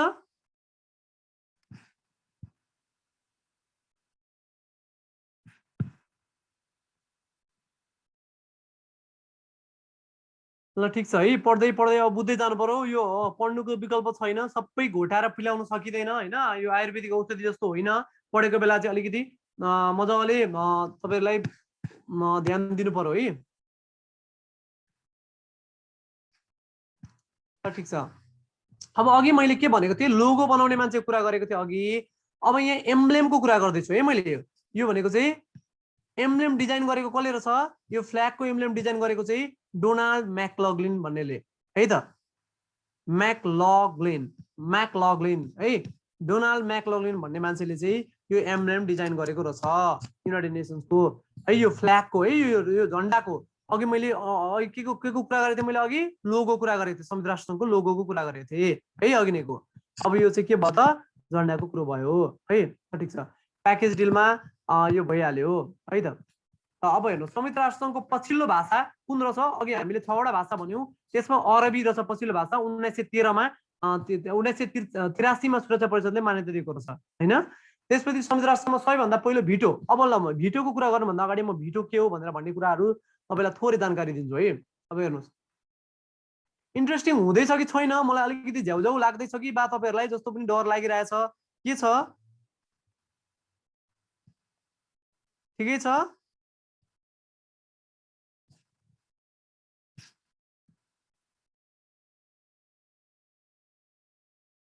ठीक छ है ल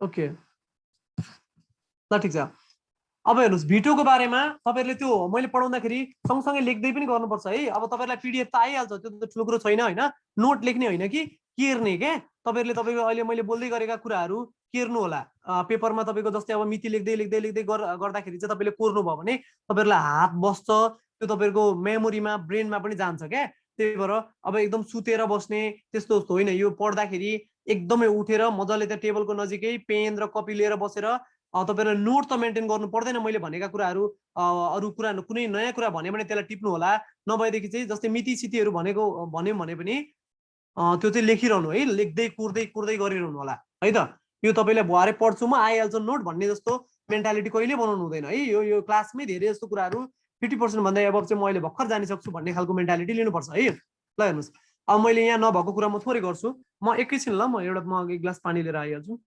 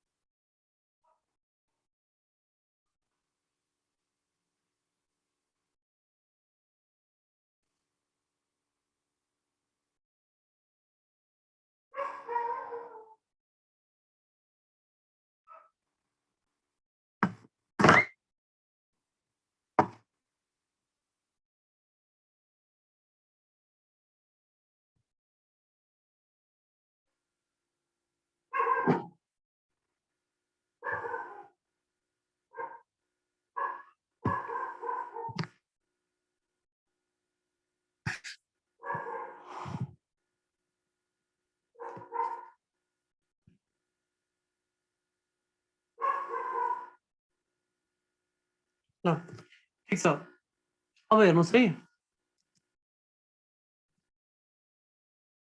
हामी कहाँ छौँ भिटोमा छौँ है अब तपाईँ हापाउनु पर्ने कुरा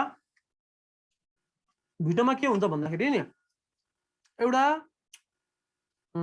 सब्स्टेन्टिभ भन्छ है एउटा सब्स्टेन्टिभ म्याटर हुन्छ एउटा प्रोसिड्युरल म्याटर हुन्छ है भिटोमा हेर्नुहोस् दुईटा कुरा हुन्छ एउटा प्रोसिड्युरल यो चाहिँ कार्यगत कुराहरू हुन्छ है प्रोसिड्युरल म्याटर हुन्छ भने अर्को सब्स्टेन्टिभ विषयगत म्याटरहरू हुन्छ विषयगत सब्स्टेन्टिभ म्याटर अर्को चाहिँ तपाईको प्रोसिड्युरल भन्छ है एउटा प्रोसिड्युरल र अर्को सब्स्टेन्टिभ म्याटर हुन्छ भिटोमा अब हेर्नुहोस् के हुन्छ भन्दाखेरि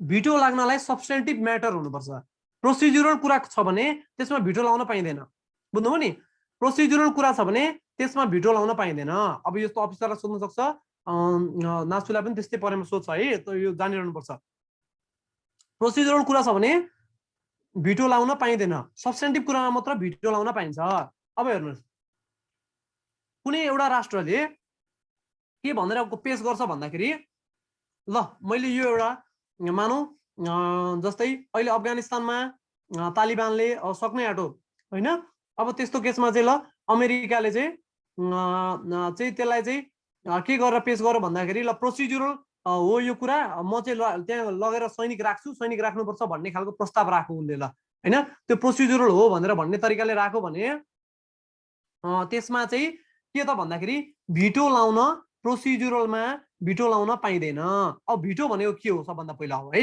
अब ब्याकग्राउन्डमा जाउँ भिटो भनेको के भन्दाखेरि कुनै पनि कुरा जस्तै हामी छौँ अब तपाईँ अब त्यहाँ रिना यादव समित ठाकुर सर हुनुहुन्छ म छु ल हैन तीनजना छौँ भने अब तीनजनामा चाहिँ तपाईँको मैले एउटा प्रपोजल ल्याएँ ल यसो गरौँ भनेर भने अब तपाईँ मध्ये रिना यादवज्यू अथवा समित सरले चाहिँ होइन नगरौँ भनेर कसै एकजनाले अथवा दुईजनाले भन्नुभयो भने रिजेक्ट गर्नुभयो भने मैले भनेको प्रपोजललाई रिजेक्ट गर्यो भने त्यो भनेको भिटो हो है त्यो भनेको भिटो हो यो कहाँ लागू हुन्छ त संयुक्त राष्ट्र सङ्घको सुरक्षा परिषदको स्थायी अङ्गहरूले स्थायी तपाईको सदस्य राष्ट्रहरूले लागू गर्छन् भनेपछि कतिवटा देशले भिटो प्रयोग गर्न पाउँदो रहेछन् कतिवटा देशले भिटो प्रयोग गर्दो रहेछन् त भिटो प्रयोग गर्ने देश कतिवटा रहेछन्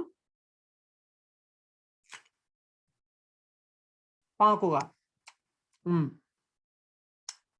ठिक छ पाँचवटा हैन हो त्यस्तो भयो अब हेर्नु प्रोसिड्युरललाई मैले के भनेको छु अघि प्रोसिजरललाई भिटो लाउन पाइँदैन, सब्स्टेन्टिभलाई मात्र भिटो लाउन पाइन्छ है।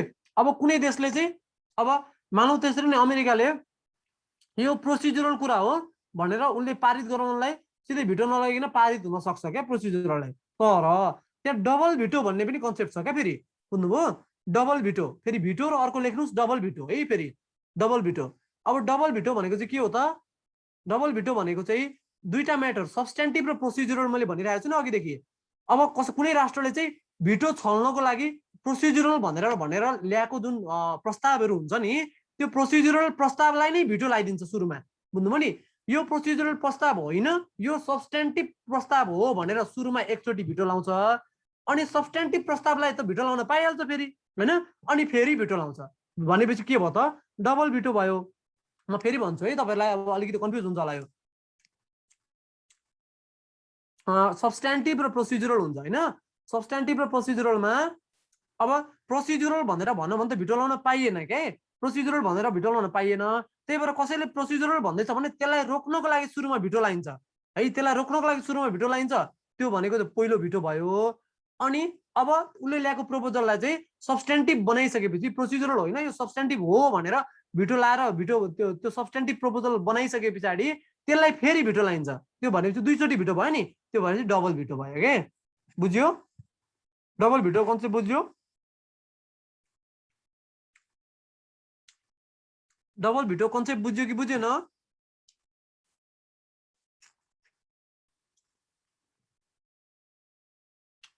बुझेन है? ल ठिक छ, म फेरि भन्छु, तपाईँलाई अलिकति अप्ठ्यारो हुन सक्छ यो, मजाले सुन्नु होला। अफिसरलाई चाहिँ धेरै काम लाग्छ, नासुलाई त्यति लाग्दैन होला। संयुक्त राष्ट्र सङ्घमा पाँचजना के त, पाँचवटा सुरक्षा परिषदका स्थायी राष्ट्रहरू होइन। अब पाँचवटा राष्ट्र मध्ये पाँचवटा राष्ट्रले भिटो प्रयोग गर्न पाउँछन्। भिटो भनेको के रहेछ? अब्जेक्सन होइन, अब्जेक्सन। भिटो भनेको एउटा अब्जेक्सन होइन, अब्जेक्सन। अब्जेक्सन ओभररुल्ड भन्छ नि, ओभररुल्ड भन्नु भने चाहिँ अब्जेक्सन मानिँदैन भनेको हो।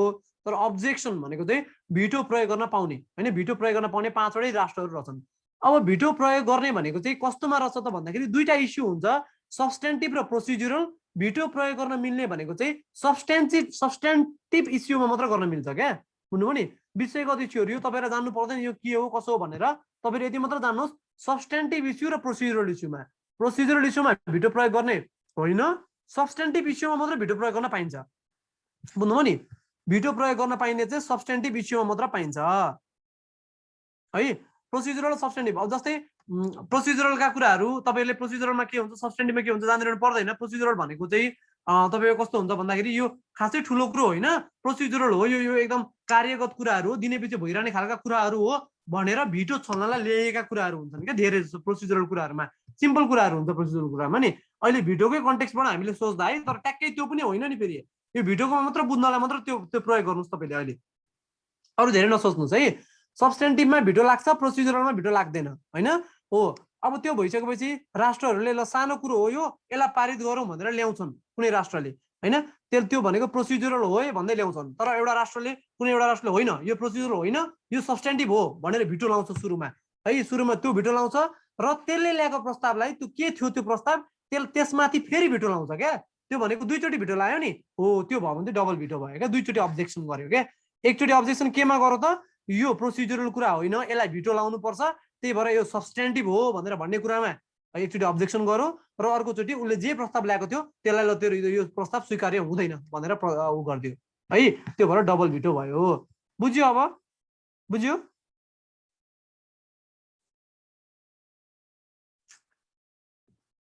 हो बुझ्नुभयो होला। अब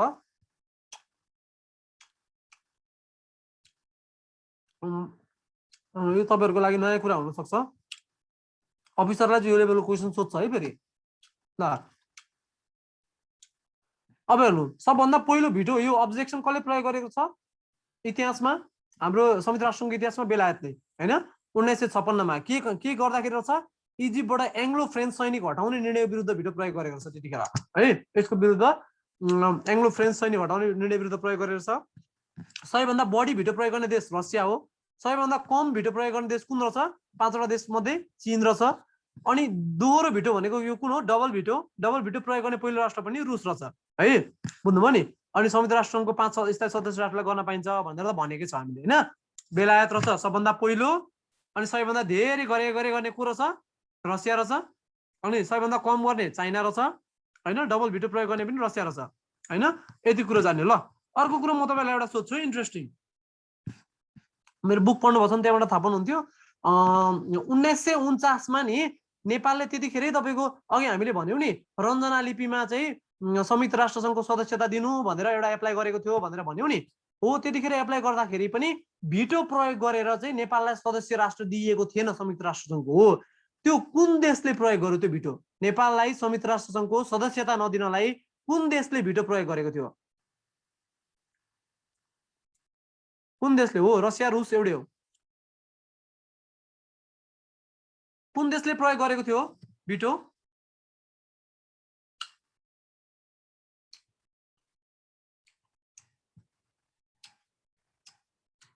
यो सुखीकृत शाह भनेर भन्ने को हुनुहुन्छ हैन तपाईले चाहिँ कन्सेप्ट बेसिकै केही बुझ्नु भएर हुन्छ भन्ने भयो है मलाई भारत हुन्छ त 5 वटा सदस्य राष्ट्रले मात्र यो चाहिँ तपाईको संयुक्त राष्ट्र संघको 5 वटा थाई सदस्य राष्ट्रले स्थायी सदस्य राष्ट्रले मात्र गर्न पाउने कुरो होइन भिटो भनेको अनि भारत कसरी हुन्छ तपाईलाई कस्तो कन्फ्युजन लाग्यो होला भने त्यो हाम्रो तपाईको नेपाललाई शान्ति क्षेत्र घोषणा गर्न नदिने राष्ट्रमा चाहिँ भारत भनेर भन्ने हो त्यो कन्फ्युजन लाग्यो होला हो तपाईलाई हो त्यो होइन है अब यो मैले सोधेको क्वेशन अर्कै हो नि त्यो नझुकिनुस् है सानो सानो कुराले झुकिन्छ नि रसिया चाइना लेख्नु भएको छ धेरैले हैन ल रसिया नै हो रसिया हो है 1949 मा हामीलाई नेपाललाई सदस्यता नदिनको लागि प्रयोग गरेको रसिया हो रसियाले भिटो प्रयोग गरेको थियो त्यसले गर्दाखेरि बिस्तारै बिस्तारै गर्दै बल्ल 55 मा मात्र भिटो के रे हामीले सदस्यता पाएको थियौं है त ल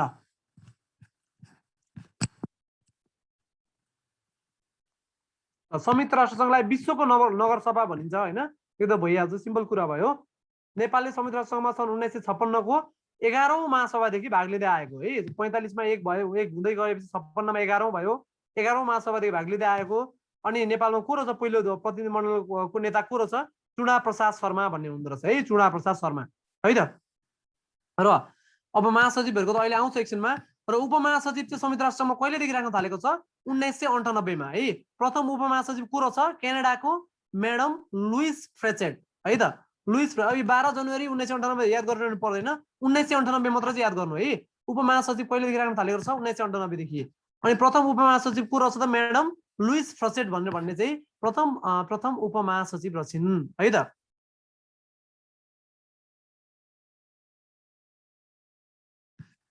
दोहोरो भिटो प्रयोग रसिया लेख्दा नि बिकज ए रुस र रसिया एउटै हो है त्यहाँ केही गल्ती लेखेको भए त्यहाँ हेर्नु होला रुस रसिया एउटै हो केही छैन है ल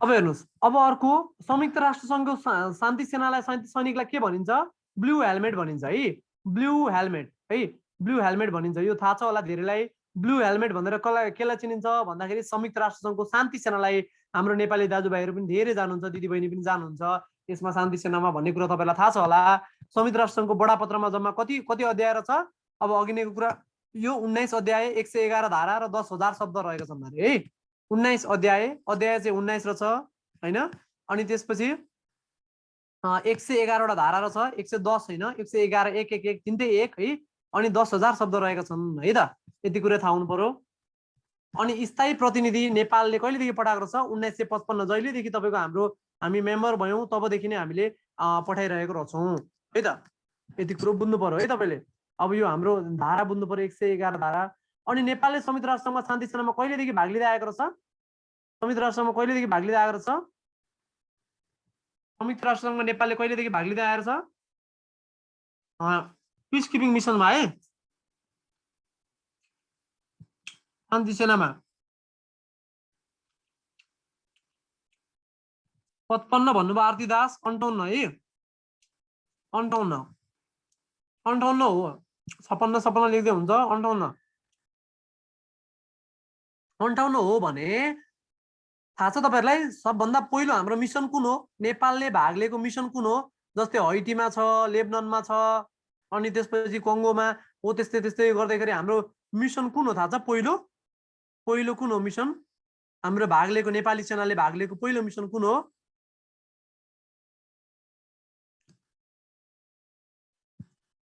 पिस किपिङ ट्रुपमा सबै जान्छ, प्रहरीहरू पनि जान्छन्। नेपालको पहिलो शान्ति मिसन भनेको UNOGIL है। UNOGIL भनेको के होला थाहा छ? United nations observation group in के त ग्रुप इन कुन हो? एलबाट लेबनान है। यो लेबनानको मिसन हो हाम्रो है त। UNOGIL भन्छ, United nation observation group in Lebanon है। UNOGIL हाम्रो पहिलो लेबनानमा हो। हाम्रो पहिलो शान्ति सेना गएको चाहिँ लेबनानमा हो है।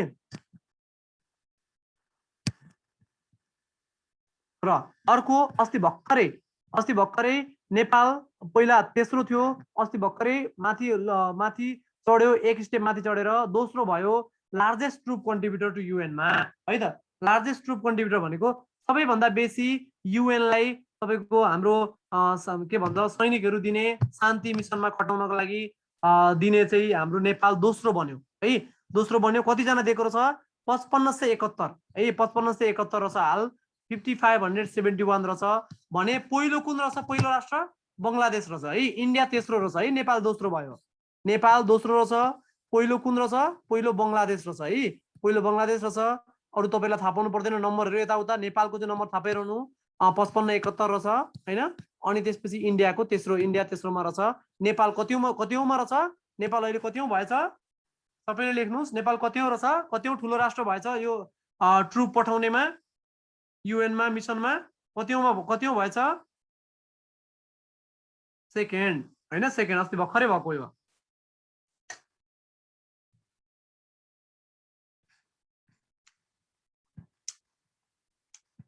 ठिक छ। अब हेर्नुहोस् संयुक्त राष्ट्र सङ्घका अङ्गहरू है। संयुक्त राष्ट्र सङ्घका अङ्गहरूमा यो 5 नै भएछ यो, सरी है 5 6 कतिवटा अङ्ग भयो त संयुक्त राष्ट्र सङ्घका? 6 वटा अङ्ग भयो।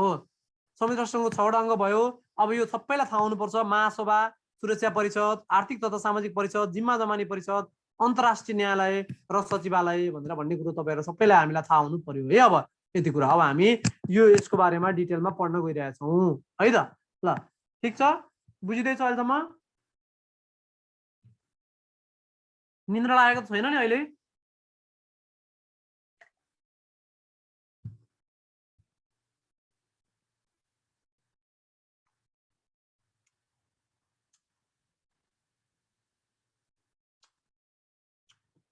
म त अफिसबाट आएर सिधै यहाँ बसेँ कि, अनि यहाँ भोक लागेर खाना पनि खाइरहेको छु, यो नस्पति पनि।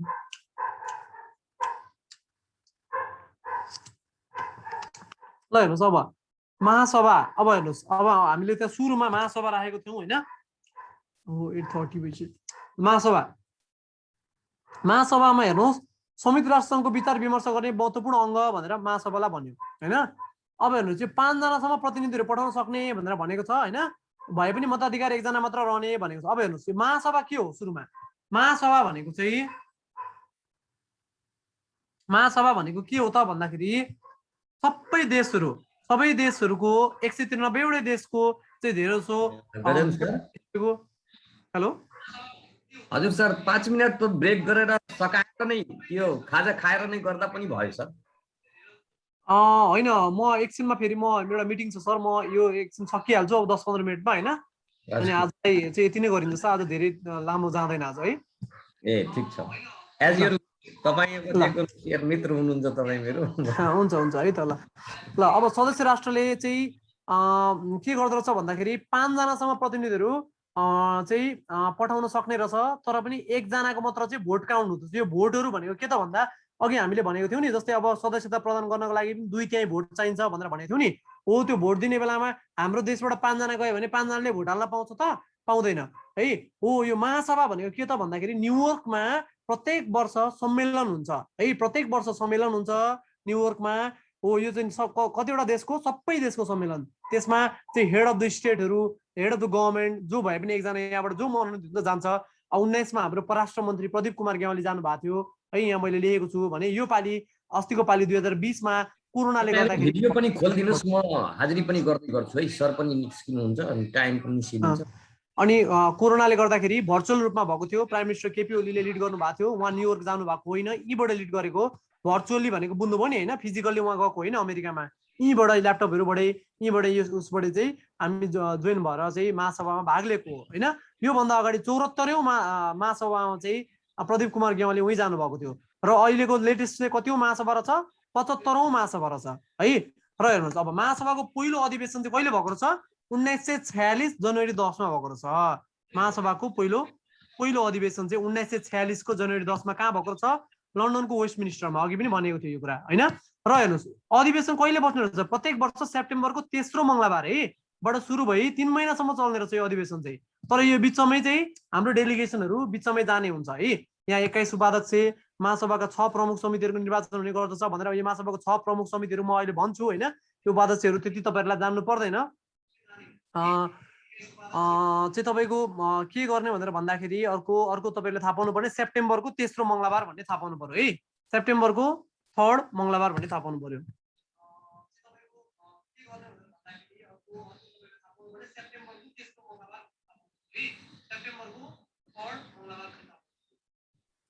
हेलो अनि के भन्दै थिएँ मैले भन्दा सेप्टेम्बरको तेस्रो मङ्गलबार चाहिँ तपाईँले नोट गर्नु पर्यो है। सेप्टेम्बरको तेस्रो मङ्गलबारबाट चाहिँ तपाईँको अधिवेशन सुरु हुन्छ। अधिवेशन भनेको मिटिङ सम्झिनुहोस्, मिटिङ क्या।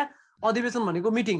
जस्तै जेनरल एसेम्ब्लीको मिटिङ कहिले हुन्छ भन्ने सम्झिनुहोस् है। जेनरल एसेम्ब्लीको मिटिङ सुरु चाहिँ सेप्टेम्बरको तेस्रो मङ्गलबारबाट जेनरल एसेम्ब्लीको मिटिङ सुरु हुँदो रहेछ है। भन्नुभयो नि त्यति कुरो हो। र यो बिचमा अब तपाईँको बिचमा चाहिँ हाम्रो डेलिगेसनहरू जाँदो रहेछ है त। यो बैठक हो होइन। अनि बिचमा चाहिँ हाम्रो डेलिगेसन नेपालबाट, इन्डियाबाट, अरू सबै 193 देशबाट चाहिँ डेलिगेसन जाँदो रहेछ। त्यहाँ गएर छलफल हुन्छ, आफ्नो देशले कुरा राख्छन् होइन। त्यो कुराहरू हुन्छ प्रत्येक वर्ष। यो महासभा हो, त्यो भनेको चाहिँ महासभा क्या है, ठुलो सभा जेनरल एसेम्ब्ली। ल अब यो हेर्नुहोस्, अब नेपाल चाहिँ सुरुमा के अरे नेपाल 1955 मा चाहिँ सदस्य राष्ट्र भयो युएनको। त्यसपछि 57 मा महासभाको उपाध्यक्ष पनि भएको थियो है। र हालसम्म संयुक्त राष्ट्र सङ्घको 75वटा महासभा सम्पन्न भइसकेको छ। अघि मैले भनिसकेँ 75वटा। 75 मा अस्ति भर्चुअल रूपमा पीएम केपी ओली र योभन्दा अगाडि 74 मा को रहेछ के अरे फरेन मिनिस्टर प्रदीप कुमार गेवालीले भाग लिनु भएको छ है त। यो पहिलो बैठक धेरैचोटि दोहोरिसक्यो। यो इम्पोर्टेन्ट पनि छ। 1946 जनवरी 10 कहाँ भएको थियो? अमेरिकाको न्युयोर्कमा भएको थियो है। अमेरिकाको न्युयोर्कमा भएको हो महासभाको पहिलो बैठक हो कि होइन? Yes or no? Yes no? No. Good.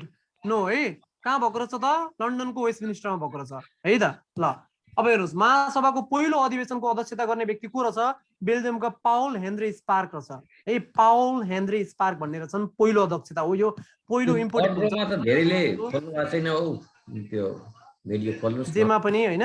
त्यही भएर यो पहिलो याद गर्नु होला, हेनरी स्पार्क है। हेनरी स्पार्क भन्ने रहेछ। र महासभामा सबैभन्दा लामो समयसम्म भाषण गर्ने व्यक्ति को रहेछन् त? क्युबाका राष्ट्रपति फिडेल क्यास्ट्रो रहेछन् है। क्युबाका राष्ट्रपति फिडेल क्यास्ट्रो रहेछन् भने सबैभन्दा छोटो समय भाषण गर्ने व्यक्ति चाहिँ दावा छिरिङ रहेछन् है। भुटानका दावा छिरिङ रहेछन् है त। यति कुरो तपाईँले थाहा पाउनु पर्यो। र अब यसमा महासभामा अघि पनि मैले भने कतिवटा समितिहरू हुँदो रहेछन्? 6वटा समिति है। 6वटा अर्ग्यान होइन, 6वटा अङ्गहरू हुँदो रहेछन्। र महासभाभित्र फेरि अब के अरे 6वटा अङ्गभित्र चाहिँ के पर्यो? 6वटा अङ्गभित्र के पर्यो? महासभा पर्यो, अनि के पर्यो? सुरक्षा परिषद पर्यो, अनि इकोनोमिक एन्ड सोसियल काउन्सिल पर्यो, अनि के पर्यो अर्को? सेक्रेटेरिएट पर्यो, अनि अर्को के पर्यो? ट्रस्टी काउन्सिल पर्यो, र अर्को के पर्यो? इन्टरनेसनल कोर्ट अफ जस्टिस पर्यो है। 6वटा पर्यो भने अब यो महासभाभित्र पनि 6वटा समिति रहेछन् हो। यो समिति चाहिँ तपाईँहरूले याद गर्नुपर्छ है। यो समिति एकदम इम्पोर्टेन्ट हो। यस्तो योहरू चाहिँ सोध्छ जस्तो लाग्छ है मलाई यो पालि। अब यो इम्पोर्टेन्ट यो पालि अथवा जहिले पनि यो चाहिँ मलाई सोध्छ जस्तो लाग्छ है त। यो कुरा विचार गर्नुहोस्। अब यो पहिलो चाहिँ निशस्त्रीकरण र अन्तर्राष्ट्रिय सुरक्षा है। निशस्त्रीकरण र अन्तर्राष्ट्रिय सुरक्षा पहिलो भयो है त। यो भनेको चाहिँ डिसआर्मामेन्ट है। यो के रहेछ त? समितिहरू। समिति भनेको चाहिँ कमिटी है। यो कमिटीले चाहिँ हेर्ने डिसआर्मामेन्ट र इन्टरनेसनल सेक्युरिटीका कुराहरू। जस्तै कहीँ आतंकवादी हमलाहरू भयो, यताउता भयो भने यो हेर्ने भनेको, यसले यो गर्ने भनेको कुन समितिले गर्दो रहेछ? पहिलो समितिले गर्दो रहेछ है। अनि त्यसपछि आर्थिक तथा वित्तीय कुराहरू कुनले गर्दो रहेछ? दोस्रोले गर्दो रहेछ। त्यसपछि सामाजिक तेस्रोले, अनि विशेष राजनीति तथा उपनिवेश उन्मूलन भनेको चौथोले, र प्रशासकीय तथा बजेट सम्बन्धी 5औंले र कानुनी कुराहरू चाहिँ कसले गर्दो रहेछ 6औंले गर्दो रहेछ कानुनी चाहिँ है त यति कुरो तपाईहरुले थाहा पाउनु पर्यो है ल अब हेर्नुस् यसमा तपाईले थाहा पाउनु पर्यो अब जस्तै क्वेशन के आउन सक्छ भन्दाखेरि बजेट सम्बन्धी महासभाको कुन समितिले हेर्दछ बजेट सम्बन्धी प्रावधान कुन समितिले हेर्दछ भन्दा कुन भन्नु पर्यो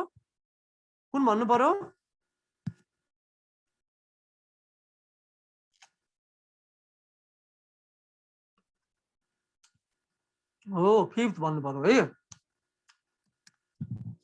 फिफ्थ भन्नु पर्यो ल यो कुरो यो इम्पोर्टेन्ट छ है यो थाहा पाउनु पर्यो अब सुरक्षा परिषद हेर्नुस् अब अर्को अङ्गमा सुरक्षा परिषद भयो अब यो हामीले 5 स्थायी सदस्य राष्ट्र यो यति कुरा गरिसक्यौं यो आउने कुरा भइहाल्यो हैन तपाईलाई अनि पहिला चाहिँ 11 वटा मात्र रहछन् क्या यो 11 वटा मात्र राख्ने 5 वटा चाहिँ थाहै राख्ने 6 वटा चाहिँ अस्थायी राख्ने भन्ने कुरा रहेछ त्यसलाई चाहिँ 1965 मा बडापत्रको धारा 23 संशोधन गरेर 15 पुर्याएको रहेछ है अब यताउता धेरै कुराहरू थाहा पाउनु परेन 1965 देखि चाहिँ 15 वटा भएको रहेछ है भन्ने थाहा पाउनु पर्यो है पहिले 11 वटा मात्र रहेछ हैन पहिले 11 वटा छ 5 वटा यो हुने र 6 वटा चाहिँ अस्थायी हुने भनेर भन्ने रहेछ पहिला भने यो 1965 बाट चाहिँ 15 वटा भएको रहेछ है बुझ्नुभयो नि टोटल कति रहेछ सुरक्षा परिषदमा टोटल कति भए 15 5 स्थायी र 10 स्थायी भइहाले हैन अब यो भौगोलिक रूपमा बाँड्दाखेरि कसरी बाँडिदो रहेछ हेर्नु त यो भौगोलिक रूपमा पनि याद गर्न जरुरी छ है 5 वटा त भूगोलको कुरै भएन सिधै यो त डन भइहाले हैन यी 5 वटा त डनै भयो नि त 5 वटा डन भए त्यसपछि अरु 10 वटा चाहिँ भूगोल अन्तरले बाँडेको छ एउटा एफ्रो एसियालीबाट 5 वटा ल्याटिन अमेरिकाबाट 2टा पश्चिम युरोप तथा अन्यबाट 2टा र पूर्वी युरोपबाट एउटा है गरेर 10 वटा हो अब क्वेशन के आउन सक्छ ल्याटिन अमेरिकाबाट संयुक्त राष्ट्र संघको सुरक्षा परिषदको अस्थायी सदस्य राष्ट्रमा कति सदस्य राष्ट्र रहन्छन् भनेर आयो भने कतिवटा भन्नु पर्यो 2टा भन्नु पर्यो है 2टा आन्सर हुने भयो है त्यो गरेर जम्मा 10 वटा राष्ट्रहरू हुने भए हो यो कुरा चाहिँ याद गर्नु पर्यो र यी सदस्य राष्ट्रहरू चाहिँ चेन्ज भइराख्ने भयो 2-2 वर्षमा चेन्ज हुने भए यी सदस्य राष्ट्रहरू सधैँ फिक्स भएनन् हैन सदस्य राष्ट्रहरू चेन्ज हुने भयो हो त्यस्तै नेपाल पनि एक जमानामा सुरक्षा परिषदको अस्थायी सदस्य भएको थियो 2 चोटी है 2 जमाना भन्नु कहिले कहिले वर्ष 69 70 है 1969 70 र 1988 89 है यो सनमा 1969 70 र 88 89 जहिले पनि इन्टरनेशनल कुराहरू आउने बित्तिकै सनमा हुन्छ है विक्रम सम्बन्ध लेख्नै पर्दैन इन्टरनेशनल कुरामा ल 1969 70 र 88 89 है त 88 89 यो कुरा थाहा पाउनु पर्यो ल अब अस्ति पनि मैले यो भनेको थिएँ तपाईहरुलाई मैले सुरुको क्लासमा पनि यो भनेको थिएँ अस्थायी सदस्य राष्ट्रहरू यो भिटेन्स भयो 2020 जनवरी 1 देखि 2021 डिसेम्बर 31 सम्म यो कस्तो हुन्छ हेर्नु त यो धेरैलाई कतिलाई थाहा छैन होला अब हेर्नु है यो भिटेन्स छ नि भियतनाम ट्युनिसिया इस्टोनिया नाइजर र सेन्ट भिन्सेन्ट एन्ड ग्रेनेडिन्स छ नि हो यो चाहिँ तपाईको 2021 डिसेम्बर 31 पुगेपछि यिनीहरू हट्छन् यी 5 वटा राष्ट्र यिनीहरू 5 वटा राष्ट्र सक्यो नि अनि को आउँछ अब हेर्नुस् अहिले को छ अहिले रिसेन्टली कुन छन् यो 1 2 3 मध्ये ग्रुप मानौ यसलाई ए ग्रुप मानौ यसलाई बी ग्रुप मानौ यसलाई सी ग्रुप मानौ भने अहिले कुन छन् त अहिले कुन छन् लेख्नु त च्याटमा अहिले ग्रुप अनुसारले कुन छन् अहिले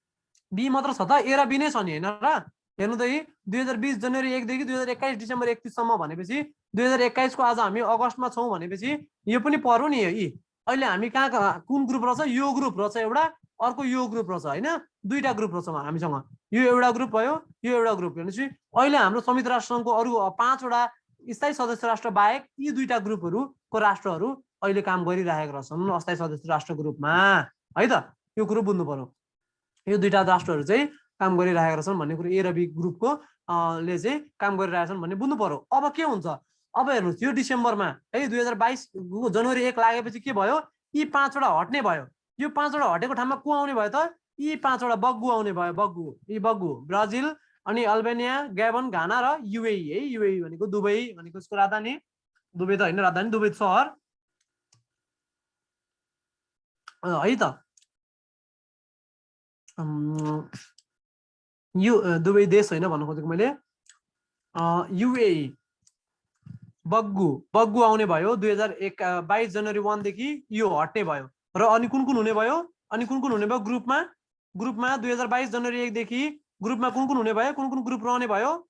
अहिले हामीले एबीसी ग्रुप भनिरहेका छौँ। यो ग्रुपमा कुन रहने भयो। अब 2022 जनवरी 1 मा कुन ग्रुप रहने भए। 22 जनवरी 1 देखि बी र सी रहने भए। ठीक छ, बी र सी रहने भयो हैन त। 2022 जनवरी 1 देखि यो रहने भयो। अहिले हामीसँग चाहिँ यो ग्रुप ए र ग्रुप बी छन् अहिले हामीसँग है। यो भिटेन्स बिकेमिन यो चाहिँ थाहा पाउनु है तपाईहरुले। यो सोध्न सक्छ है। यो यसमा चाहिँ निम्न मध्ये चाहिँ कुन चाहिँ अहिले को संयुक्त राष्ट्र संघको चाहिँ अस्थायी सदस्य राष्ट्र होइन भनेर देशहरू देला त्यहाँ झुकिएला है। ल हेर्नुहोस् अब अर्को आर्थिक तथा सामाजिक परिषद। यसको उद्देश्य चाहिँ के हो त भन्दाखेरि यो अभावलाई मुक्त गर्ने हुन्छ है। यो संयुक्त राष्ट्र अघि मैले उद्देश्य भने कि भन्न तपाईको सुरक्षा परिषदको उद्देश्य चाहिँ टोटल यो चाहिँ तपाईको डन हो। सुरक्षा परिषद भनेको जे गर्न पनि सक्छ सुरक्षा परिषदले हैन।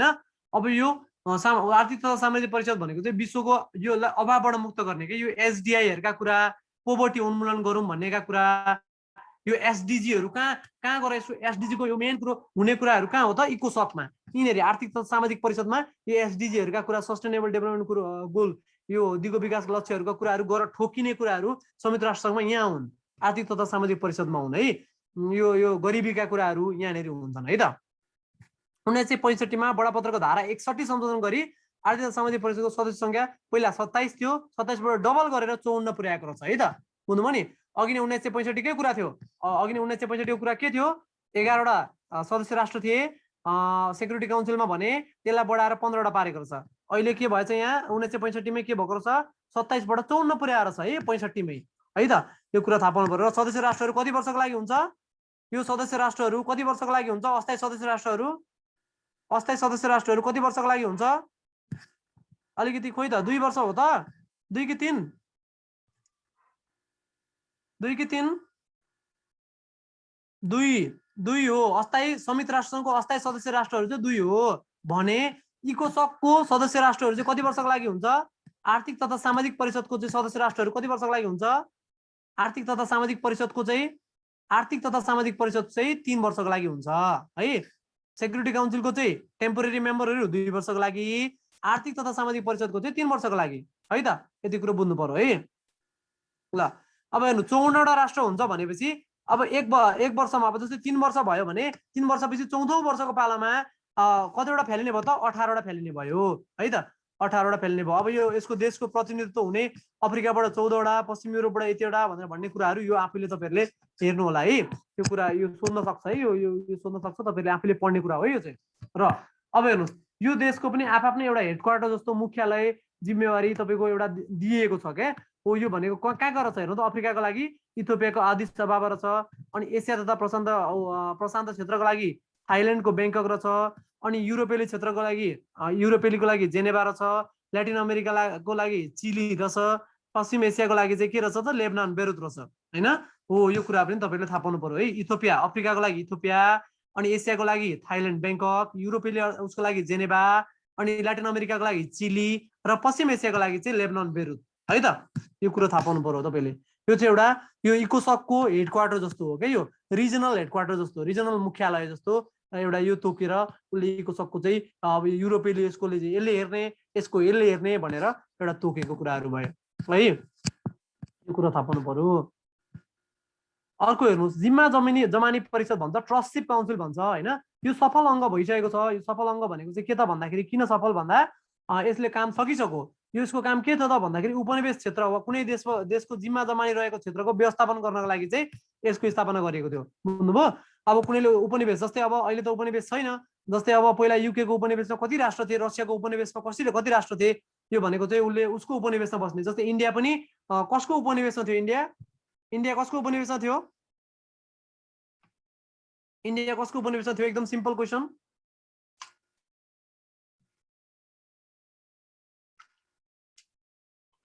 युके हैन। पाकिस्तान नलेख्नु न हौ पाकिस्तानको उपनिवेशमा हुन्छ। पाकिस्तान त पछि बटुवारा भएर त्यत्रो छुटेको भनेर त्यस्तो फिल्म हेर्छौं हामी हैन। उपनिवेशमा हुने भनेको चाहिँ मालिक हो क्या उसले रजाई गरेको देश हो। उसले चाहिँ आफ्नो देशलाई सबरेन बनाउन नदिकन आफ्नो देशलाई कब्जा गरेको क्या एउटा देशलाई बेलायतकोमा थियो हैन।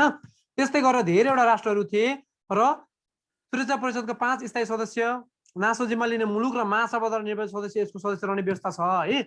यसको सदस्यमा चाहिँ अघि 5 वटा स्थायी सदस्य, अनि नासो जिम्मा लिने मुलुक भनेर भनेको चाहिँ अब के थियो त भनेर भन्दाखेरि जसको नाममा हुन्छ नि, जसको उसमा हुन्छ नासो भनेको चाहिँ जुन कन्ट्रीले त्यसलाई उ गरिरहेको हुन्छ त्यो कन्ट्री पनि यसको मेम्बर हुने, के अरे यो जुन यो परिषदको र महासभाद्वारा निर्वाचित सदस्य एउटा अब कुनै पनि सदस्य निर्वाचित गरेर यसको सदस्य राख्ने उ थियो। अब यो मैले टु भ्यालु किन राखेँ भन्दाखेरि टु भ्यालु भनेको चाहिँ यो अन्तिम राष्ट्र हो के। यो अन्तिम राष्ट्रलाई चाहिँ उपनिवेशबाट मुक्त गरिसके पछाडि यो यसको ट्रस्टिभ काउन्सिलको काम लगभग सकिएको छ, र पनि अझै हामीले यसलाई अर्गान त मान्छौँ मान्न चाहिँ, तर ट्रस्टिभ काउन्सिलको काम सकिएको छ है त। टु भ्यालु भनेको चाहिँ अन्तिम राष्ट्र हो, टु भ्यालु है, टु भ्यालु है त, त्यो कुरो सम्झिनु होला। अब सचिवालय हेर्नुहोस्, सचिवालयमा संयुक्त राष्ट्रसङ्घको प्रमुख प्रशासकीय अङ्ग हो। काम गर्ने त एउटाले काम गर्नु पर्यो हो, त्यो काम गर्ने अङ्ग भनेको चाहिँ यो सचिवालय हो होइन। महासचिवको पदावधि कति वर्षको हुन्छ अरे? महासचिवको पदावधि 5 वर्षको हुन्छ पदावधि, र 2 कार्यकाल चाहिँ थप्न मिल्छ।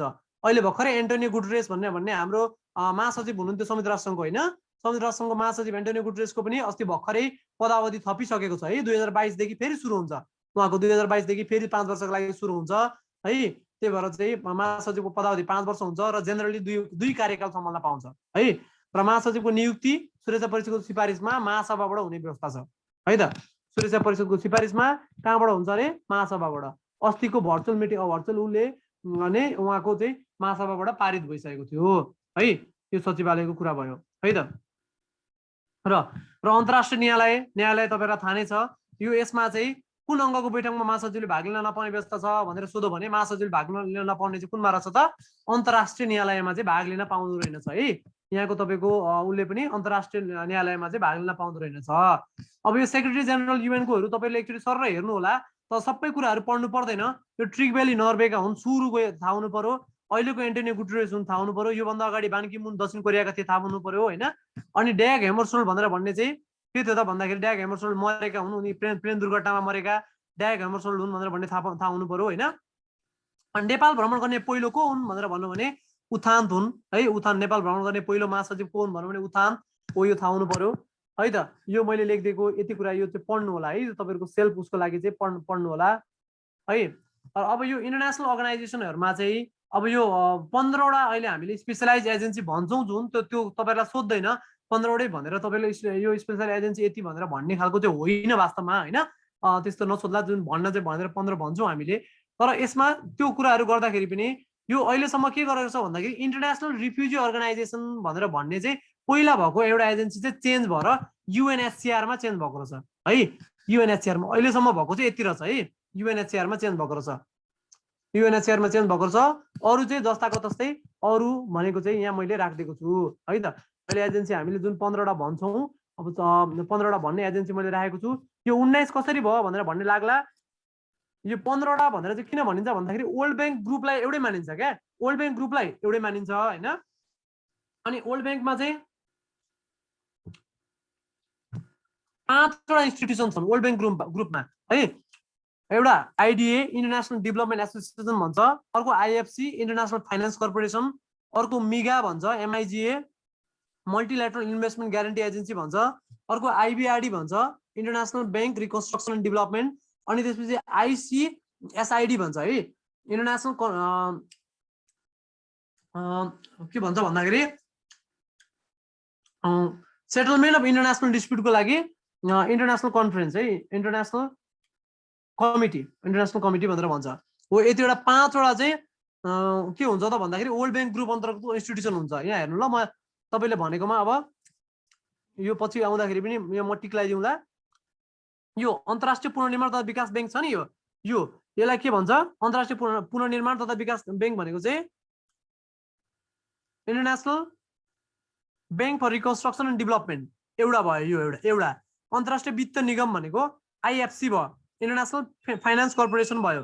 अन्तर्राष्ट्रिय विकास सङ्गठन भनेको इन्टरनेसनल डेभलपमेन्ट एजेन्सी भयो है। अर्को बहुराष्ट्रिय लगानी प्रत्याभूति संस्था भनेको मिगा भयो है, मल्टिल्याटरल इन्भेस्टमेन्ट ग्यारेन्टी एजेन्सी भयो, मिगा भयो। र अर्को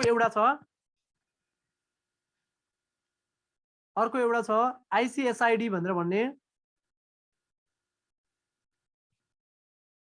त्यो गरेर हुन्थ्यो है। यहाँ त कहाँनिर हुनुपर्ने हो जस्तो लाग्थ्यो। म एकचोटि तपाईँलाई नोटमा पठाउँदा हेरौँला। त्यो गरेर यहाँ 19 देखिन्छ। तर वर्ल्ड ब्याङ्क ग्रुप भनेको एउटा वर्ल्ड ब्याङ्क ग्रुपलाई पाँचवटा इन्स्टिट्युसन हुन्छ एउटा वर्ल्ड ब्याङ्क ग्रुपमा। त्यो वर्ल्ड ब्याङ्क ग्रुपमा चाहिँ यी भएका 5वटा अहिले जुन छन् नि हो त्यो इन्स्टिट्युसन हुन् है। मैले भनेको अरू अन्तर्राष्ट्रिय श्रम सङ्गठन, खाद्य तथा कृषि सङ्गठनहरू भइहाले है। तपाईँले सबभन्दा सुरुमा के थाहा पाउनु पर्यो, प्रधान कार्यालय थाहा पाउनु पर्यो र नेपाल सदस्य कहिले भयो भन्ने कुरा पनि थाहा पाउनु पर्यो। यसमा यो पुरै मिति नथाहा पाउनुहोस् है, म यो रिकमेन्ड गर्दिनँ। यो पछाडिको सनको मात्र मिति थाहा पाउनु पर्यो। मैले पछि अर्को क्लासमा सोध्छु तपाईँहरूलाई। र अर्को भनेको चाहिँ यति मात्र होइन, इन्टरनेसनल अर्गनाइजेसन चाहिँ सोद्धाखेरि अरू सोध्छ अझ इम्पोर्टेन्ट कुराहरू चाहिँ, त्यो म अर्को पालि आउँदाखेरि तपाईँहरूलाई त्यो पनि लिएर आउँछु होइन। र यो संयुक्त राष्ट्र सङ्घको बजेटको कुरा थोरै छ, एकछिन म हेरिहालौँ कति छ, थोरै छ। ल ठिक छ, म यो यति चाहिँ म आज सक्छु तपाईँहरूलाई। अनि त्यसपछि यो गरौँ ल। संयुक्त राष्ट्र सङ्घको बजेटको कुरामा हेर्नुहोस्, संयुक्त राष्ट्र सङ्घको बजेटमा मैले के रिपिट गरिदिनु भन्नुभयो होला अञ्जली महतो म्याम, केही बुझ्नु भएन भने च्याटमा लेखिदिनुहोस् है, म रिपिट गरिदिन्छु अहिले फेरि। संयुक्त राष्ट्र सङ्घको बजेटमा चाहिँ न्यूनतम योगदान कति हुनुपर्दो रहेछ, 0.001 हुनुपर्छ भने अधिकतम चाहिँ 22% हुँदो रहेछ। अब यो 22% कसले गर्छ होला, अमेरिकाले। थाहा भइहाल्छ है, धेरै जस्तो अब शक्तिशाली राष्ट्र भनेपछि अमेरिकाले 22% गर्ने भयो होइन। अनि युएनको बजेट चाहिँ 2 वर्षको लागि महासभाले स्वीकृत गर्दो रहेछ होइन। र संयुक्त राष्ट्र सङ्घको बजेटमा चाहिँ सबैभन्दा बढी योगदान गर्नेलाई के भनिदो रहेछ, बिग 7 भनिदो रहेछ। यो बिग 7 भनेको यी G7 राष्ट्र छ नि, G7 हो, यो G7 नै बिग 7 हुन् है। यी G7 नै बिग 7 हुन्। यी बिग 7ले नै सबैभन्दा बेसी चाहिँ कन्ट्रिब्युट गर्छन् बजेटमा है त। अब हेर्नु, यो संयुक्त राज्य अमेरिकाले 22% गर्ने भयो, चीनले 12.005, जापानले यति। थाहा पाउनु पर्यो है यो सबै। अब यो सबैमा पनि तपाईँले मेन थाहा पाउनुपर्ने चाहिँ यो 3टा थाहा पाउनु है, संयुक्त राज्य अमेरिका अनि चीन अनि जापान रहेछ है। यो क्रम पनि थाहा पाउनु र 22, 12, 8 थाहा पाउनु है। 22, 12, 8 हेर्नु त भन्ने कुरा त थाहा पाउनु, अरू धेरै कुरा नथाहा पाए पनि यति कुरा चाहिँ थाहा पाउनु है। सबै कुरा अब तपाईँलाई यो डिजिट यहाँ पछाडिको 6.090 थाहा पाउनु पर्दैन है त। ल ठिक छ है, म अब थोरै ऱ्यापिडमा गएँ। म पछि फेरि तपाईँलाई एउटा क्लासमा मैले यो कुराहरू सोध्छु, यो नोटहरू प्रोभाइड गरेर म रिभाइज पनि तपाईँलाई थोरै गर्न मिल्नेसम्म म गरिदिन्छु है। म आज यो अफिसरको क्लास लिनुपर्ने भनेर क्लियर आएको छैन र साउन्ड अर्को? ल हेर्नुहोस् है, क्लियर आउँदैछ जस्तो लाग्छ है मलाई चाहिँ। अहिलेसम्म केही भएको छैन होला, क्लियर आएको छैन है। ल ठिक छ, ल अलिकति थोरै म बढाइहालेँ अलिकति अगाडि। संयुक्त राष्ट्र सङ्घ र नोबेल पुरस्कारको सन्दर्भमा हेर्नुहोस्, कसले कहिले पाएको छ हेर्नु त। युएनएचसिआरले पाएको छ 1954-81 मा। ड्याग हेमरसोल्डले मरेपछि यिनलाई सम्मानको स्वरूप 1961 मा दिएको थियो ड्याग हेमरसोल्डलाई। यो संयुक्त राष्ट्रसँग रिलेटेड कुरालाई नोबेल प्राइज कहिले दिएको भन्ने कुरा हो क्या, नोबेल पिस प्राइज पाएको है। आइएलओले 1969 मा, ओपिसिडब्ल्यूले है, ओपिसिडब्ल्यूले 2013 मा, organisation for prohibition on chemical weapon हो यो ओपिसिडब्ल्यू 2013 मा। र डब्लुएफपी भनेको वर्ल्ड फुड प्रोग्रामलाई कहिले दिएको रहेछ, 2020 मा दिएको रहेछ है त, 2020 मा दिएको रहेछ। यति कुरो तपाईँले थाहा पाउनु पर्यो। अब मैले पछि सोध्ने बित्तिकै युनिसेफलाई कहिले दिएको रहेछ भन्ने बित्तिकै 1965 हुनु पर्यो है, ट्याक्क तपाईँले याद गरेर भनिहाल्ने हुनु पर्यो।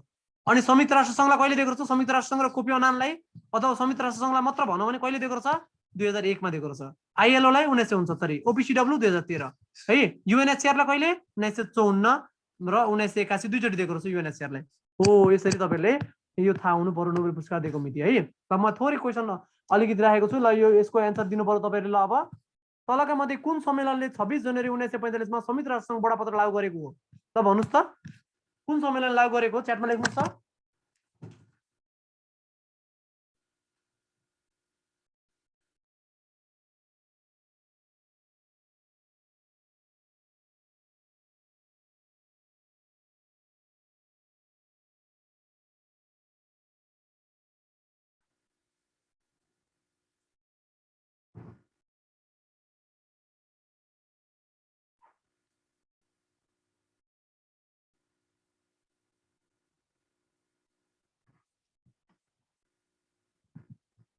सबैको आयो बी।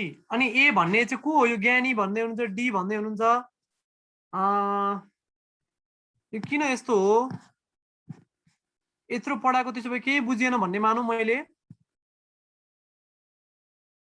सान फ्रान्सिस्को कन्फरेन्स भनेर भनेको होइन, हामीले धेरैचोटि सुरुमै कतिचोटि भनिसक्यौँ त होइन, सान फ्रान्सिस्को सम्मेलन है। ल अब यो मध्ये छान्नुहोस् है, यो मैले तपाईँलाई भनेको छुइनँ तर इम्पोर्टेन्ट हुन्छ। ल यो हेर्नुहोस् त, तल दिएका मध्ये संयुक्त राष्ट्र संघ सुरक्षा परिषद सुधारका सन्दर्भमा युनाइटिङ फर कन्सेन्ससले कुन कुन देश समेट्छ भनेर भनेको छ है।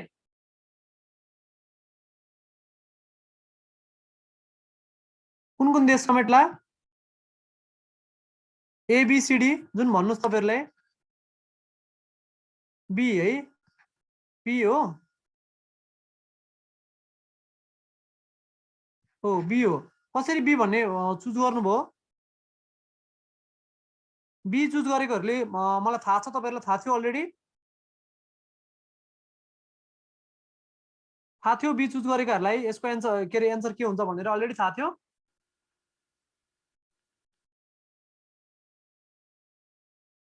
थाहा थियो है, ल त राम्रो, एकदम राम्रो। यो के हो त युनाइटिङ फर कन्सेन्सस भनेको के हो? मलाई थोरै लेखिदिनु त त्यहाँ, थाहा भएकोहरुले यो के हो थोरै लेखिदिनु त च्याटमा।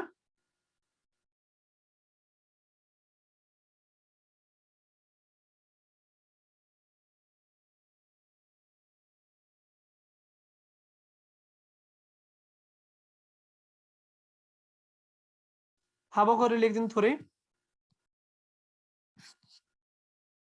यो के हो? संयुक्त राष्ट्र संघ सुधारको सन्दर्भमा युनाइटिङ फर यो कन्सेन्सस भनेको यो के हो त? यो थाहा छ? यो मलाई धेरैलाई थाहा छैन जस्तो लाग्छ, तर कतिलाई थाहा छ भने एकदम राम्रो है। यो अलिकति टफ क्वेसन हो है। यो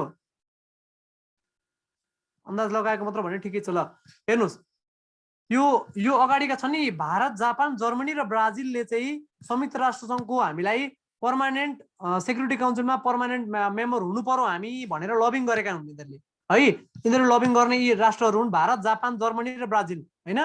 भारत, जापान, जर्मनी र ब्राजिल हुन् भने यिनीहरूलाई गर्ने बित्तिकै हामीलाई हुँदैन है। यिनीहरूलाई गर्ने बित्तिकै यिनीहरूले के भनेर भन्दाखेरि हुँदैन, हामी चाहिँ यसको एगेन्स्टमा छौँ, यिनीहरूलाई दिनु हुँदैन, यो भारत, जापान, जर्मनी, ब्राजिललाई दिनु हुँदैन भनेर भन्ने राष्ट्रहरू युएफसी हुन्। पाकिस्तान, इटली, दक्षिण कोरिया लगायतका देशहरू युएफसी हुन्। यो युएफसी भनेको कफी क्लबको नामले पनि चिनिन्छ, कफी क्लबको नामले पनि चिनिन्छ यिनीहरूलाई। यो चाहिँ केसँग सम्बन्धित छ त? सेक्युरिटी काउन्सिलको मेम्बर दिने कि नदिने भन्नेसँग सम्बन्धित छ है। यो अगाडिकाले मेम्बर माग्छन्, यिनीहरूलाई दिनु हुँदैन भनेर भन्छन्, काउन्टर गर्ने क्या यी देशहरू है त। अब भारतले पाउने कुरामा त पाकिस्तान खुसी हुन्छ त? हुँदैन नि हैन। त्यही भएर पाकिस्तानले दिनु हुँदैन भनेर भन्छ, यो पाकिस्तानको यो समूहले दिनु हुँदैन भनेर भन्छ। हो, यसलाई भन्छ युनाइटिङ फर कन्सेन्सस, युएफसी। यसलाई कफी क्लब पनि भनिन्छ है, लेख्नुहोस् है, कफी क्लब है त। ल आजलाई यति नै है, आजलाई यति नै गरौँ। ढिलो पनि भइसक्यो एकदमै, मेरो 9 बजेदेखि ट्याक्क मिटिङ छ। अहिले मेरो 8:30 भनेर तपाईहरुसँग अलिकति अगाडि नै जान्छु म भनेर भनेको। समित सर, समित सर,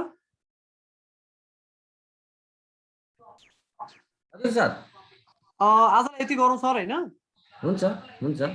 कुनै दिन म समय मिलाएर फेरि म त यो तपाईहरु यो क्लास आइआर को क्लास चाहिँ सक्छु नि हैन। मैले आज चाहिँ थोरै विद्यार्थीहरुलाई अफिसरको लागि पनि टार्गेट हुन्छ भनेर भन्ने हेतुले मात्र मैले समय मिलाएको हो। म नासुको अगाडि नै मैले टाइम मिलाउँछु है त। जाँच अगाडि नै र अर्को तपाईको बुकहरु पनि म पनि 1-2 दिन अब विद्यार्थीहरुलाई पुर्याउन जानुपर्ने हुन्छ। हुन्छ हुन्छ हुन्छ, हस्, थ्यांक यू सो मच सबै स्टुडेन्टलाई एकदम थ्यांक यू है। यो मेरो ट्याक्कै 9 बजेको मिटिङ छ, म उता जोइन हुनुपर्ने छ है। हस्, थ्यांक यू सो मच है। Thank you. ल हुन्छ सर, हस्, शुभरात्रि। अब अगेन हामी कुनै दिन तपाईसँग जोडौला।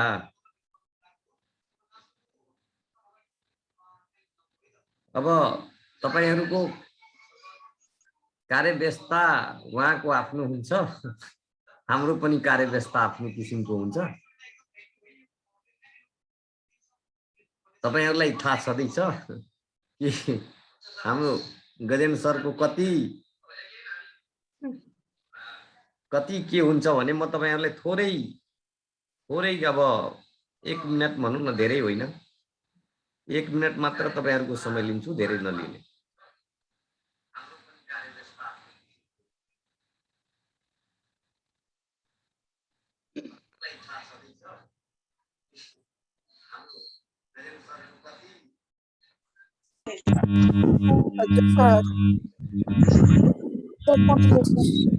तपाईहरु यो नोट आउँछ, उहाँ सरले पठाउनुहुन्छ, पीडीएफ को कुरा यहाँ नगरौँ, पीडीएफ आइहाल्छ।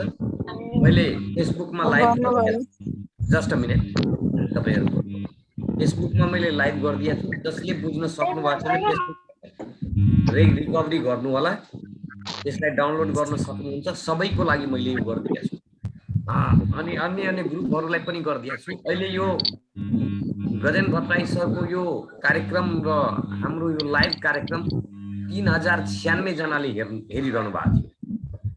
जम्मा 3096 जनाले हेरिरहनु भएको थियो। त्यसकारण तपाईहरु यसको सान्दर्भिकता आदि इत्यादि के हो त्यो बुझ्न सक्नुहुन्छ। अनि हाम्रो विद्यार्थीहरुको लागि प्रत्यक्ष आइदिनु हो। म यसलाई लाइभ गरेर थिएँ र अन्य कुराहरु गर्दा जम्मा हेरेको संख्या मेरो मेलमा आयो 96% ले यो अहिलेको लाइभ क्लास लिनु भएको छ र उहाँहरुमा जति राम्रो गर्न सक्नुहुन्छ, जति राम्रो गर्न सक्यो त्यो चाहिँ हाम्रो लागि ठूलो उपलब्धि हो र तपाईहरु पनि यसबाट आफ्नो जीवनमा लागू गरेर गन्तव्य भेट्नु। फेरि पनि उहाँलाई हामी आमन्त्रणा दिइसकेका छौं। तपाईहरुको मैले उहाँलाई अब पर्सनली भेट्दा 3वटा ठाउँमा एकपल्ट हाम्रो क्लासै गर्नुस्। राजविराज, वीरगञ्ज र जनकपुर, यो 3टै ठाउँको लागि उहाँले निमन्त्रणा दिने जमर्को छ। राजविराज समीर सर म 22 गते तपाईहरु कहाँ आउँछु त्यो त छँदैछ। तपाईहरुको फेरि बुक आइसकेको छ। मैले 22 गते फिक्स हो भने म बिदामा बस्छु। यो एउटा यो हेर्नुहुन्छ तपाईहरु? हजुर हेर्दैछु। फेसबुकमा पनि मैले दिएछु। यसमा तपाईहरुले यस्तो दिएको हुन्छ एन्सर सिट। यसमा आज तपाईहरु हेर्नुस् र त्यसरी प्र्याक्टिस गर्नुस्। नाम लेख्ने के हो? नाम यहाँ लेख्नु पर्ने हुन्छ तपाईको आफ्नो फर्स्ट लेटर, सेकेन्ड, मिडल र लास्ट। Just a minute. अनि सबै कुरा त्यसरी यो सबै विद्यार्थीको लागि म उपलब्ध गराउँछु। यो कसरी हुन्छ म राजविराज आउँदा लिएर आउँछु। अन्य विद्यार्थीहरुको जसको बुक म पठाएको हुन्छु तिनीहरुलाई यो बुक यसैको लागि आज मैले पठाएको छैन। यो सबैमा एउटा एउटा हालेर पठाउँछु है। तपाईहरुलाई एक कपी। सर सर वीरगञ्ज कहिले आउँछ सर? सर वीरगञ्ज म अहिले आउन सकिन्न है। मैले 70 भ्याउँछु। त्यसपछि मलाई 12 प्रसाद रोहतक र सरलाईको कुरो छ। यो कुराहरु गरिसकेपछि वीरगञ्जमा उहाँ सरहरुलाई लिएर नै आउने र शिक्षक सेवा 7 दिनपछि लाइसेन्सको फर्म खुल्दैछ। तपाई सबैलाई जानकारी गराउँदैछु। हाम्रो क्लास पनि शिक्षक सेवा आयोगको चल्छ र शिक्षकको विज्ञापन पनि आउने नेक्स्ट मन्थमा आउँछ। यी सबै कुराहरुको बारेमा तपाईहरुले हामीलाई जोइन गर्नुहोला।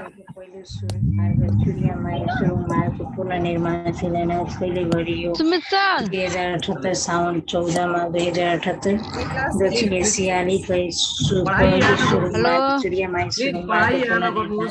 शिलान्यास कहिले म्यामलाई म भन्न चाहन्छु कि घरमा पढाइ गर्नुस्। टापु महादेश तथा कंगारुको महादेश भए चिनिने महादेश पुनः अस्ट्रेलिया जति बाजा बजाए पनि त्यही हो। युरोप महादेशको सबैभन्दा लामो पर्वत हेलो ल एक मिनेट। अब म यति भन्न चाहन्छु कि तपाईहरुलाई जुन मैले आफ्नो वचन दिएको थिएँ, हाम्रो गजन सरले दिएको छ, त्यसमा हामी अहिले पनि प्रतिबद्ध छौं। फेरि पनि एक दिन उहाँले अगाडि बढाउनु। म त हजुर बुक दिन मलाई नबिर्सनु है। मलाई नाइब सुब्बाको अब अधिकृतको त मसँग धेरै कम बुक छ। त्यो अर्डर गर्नुभएको तपाईहरु 23 जनाको लागि मात्र छ। त्यो भन्दा बढी हामी छैनौं। 2-4 वटा छ। त्यो हेरौला राजविराज जादा त्यतातिर अन्यले पनि भन्नुभएको छ। अरु कुरा यो नाइब सुब्बाको 50 वटा मैले मंगाएको छु। जसलाई लिनु छ त्यो मलाई नाम लेखेर ठ्याक्क आफ्नो पैसाको कुरा नगर्नु होला अहिले। त्यो मलाई प्लिज के भनिदिनुस् नत्र यो 50 वटा मेरो बुक जनकपुरमै हुने अवस्था छ। फोन हैन सर त्यो कुरा म भनिदिए नत्र भने म अब फेरि मेरो विद्यार्थी सकिएन भने तपाई मलाई प्लिज यसको दोष नदिनु होला। अहिले छुटे तपाईहरु हुन्छ सर हुन्छ। थ्यांक यू लेखेर आफ्नो नाम ठेगाना लेखेर मलाई पठाउनुस्। अनि अस्ति दिनु अहिले म छुटे तपाईहरु भाइ। हस् त सबैलाई शुभरात्रि। फेरि पनि हामी भेटौला। म भोलि भोलि हाम्रो 7:30 बजे होइन 7:30 बजे तपाईहरु उपस्थित हुनु। अन्य कुराहरु त्यति बेला गरौँ।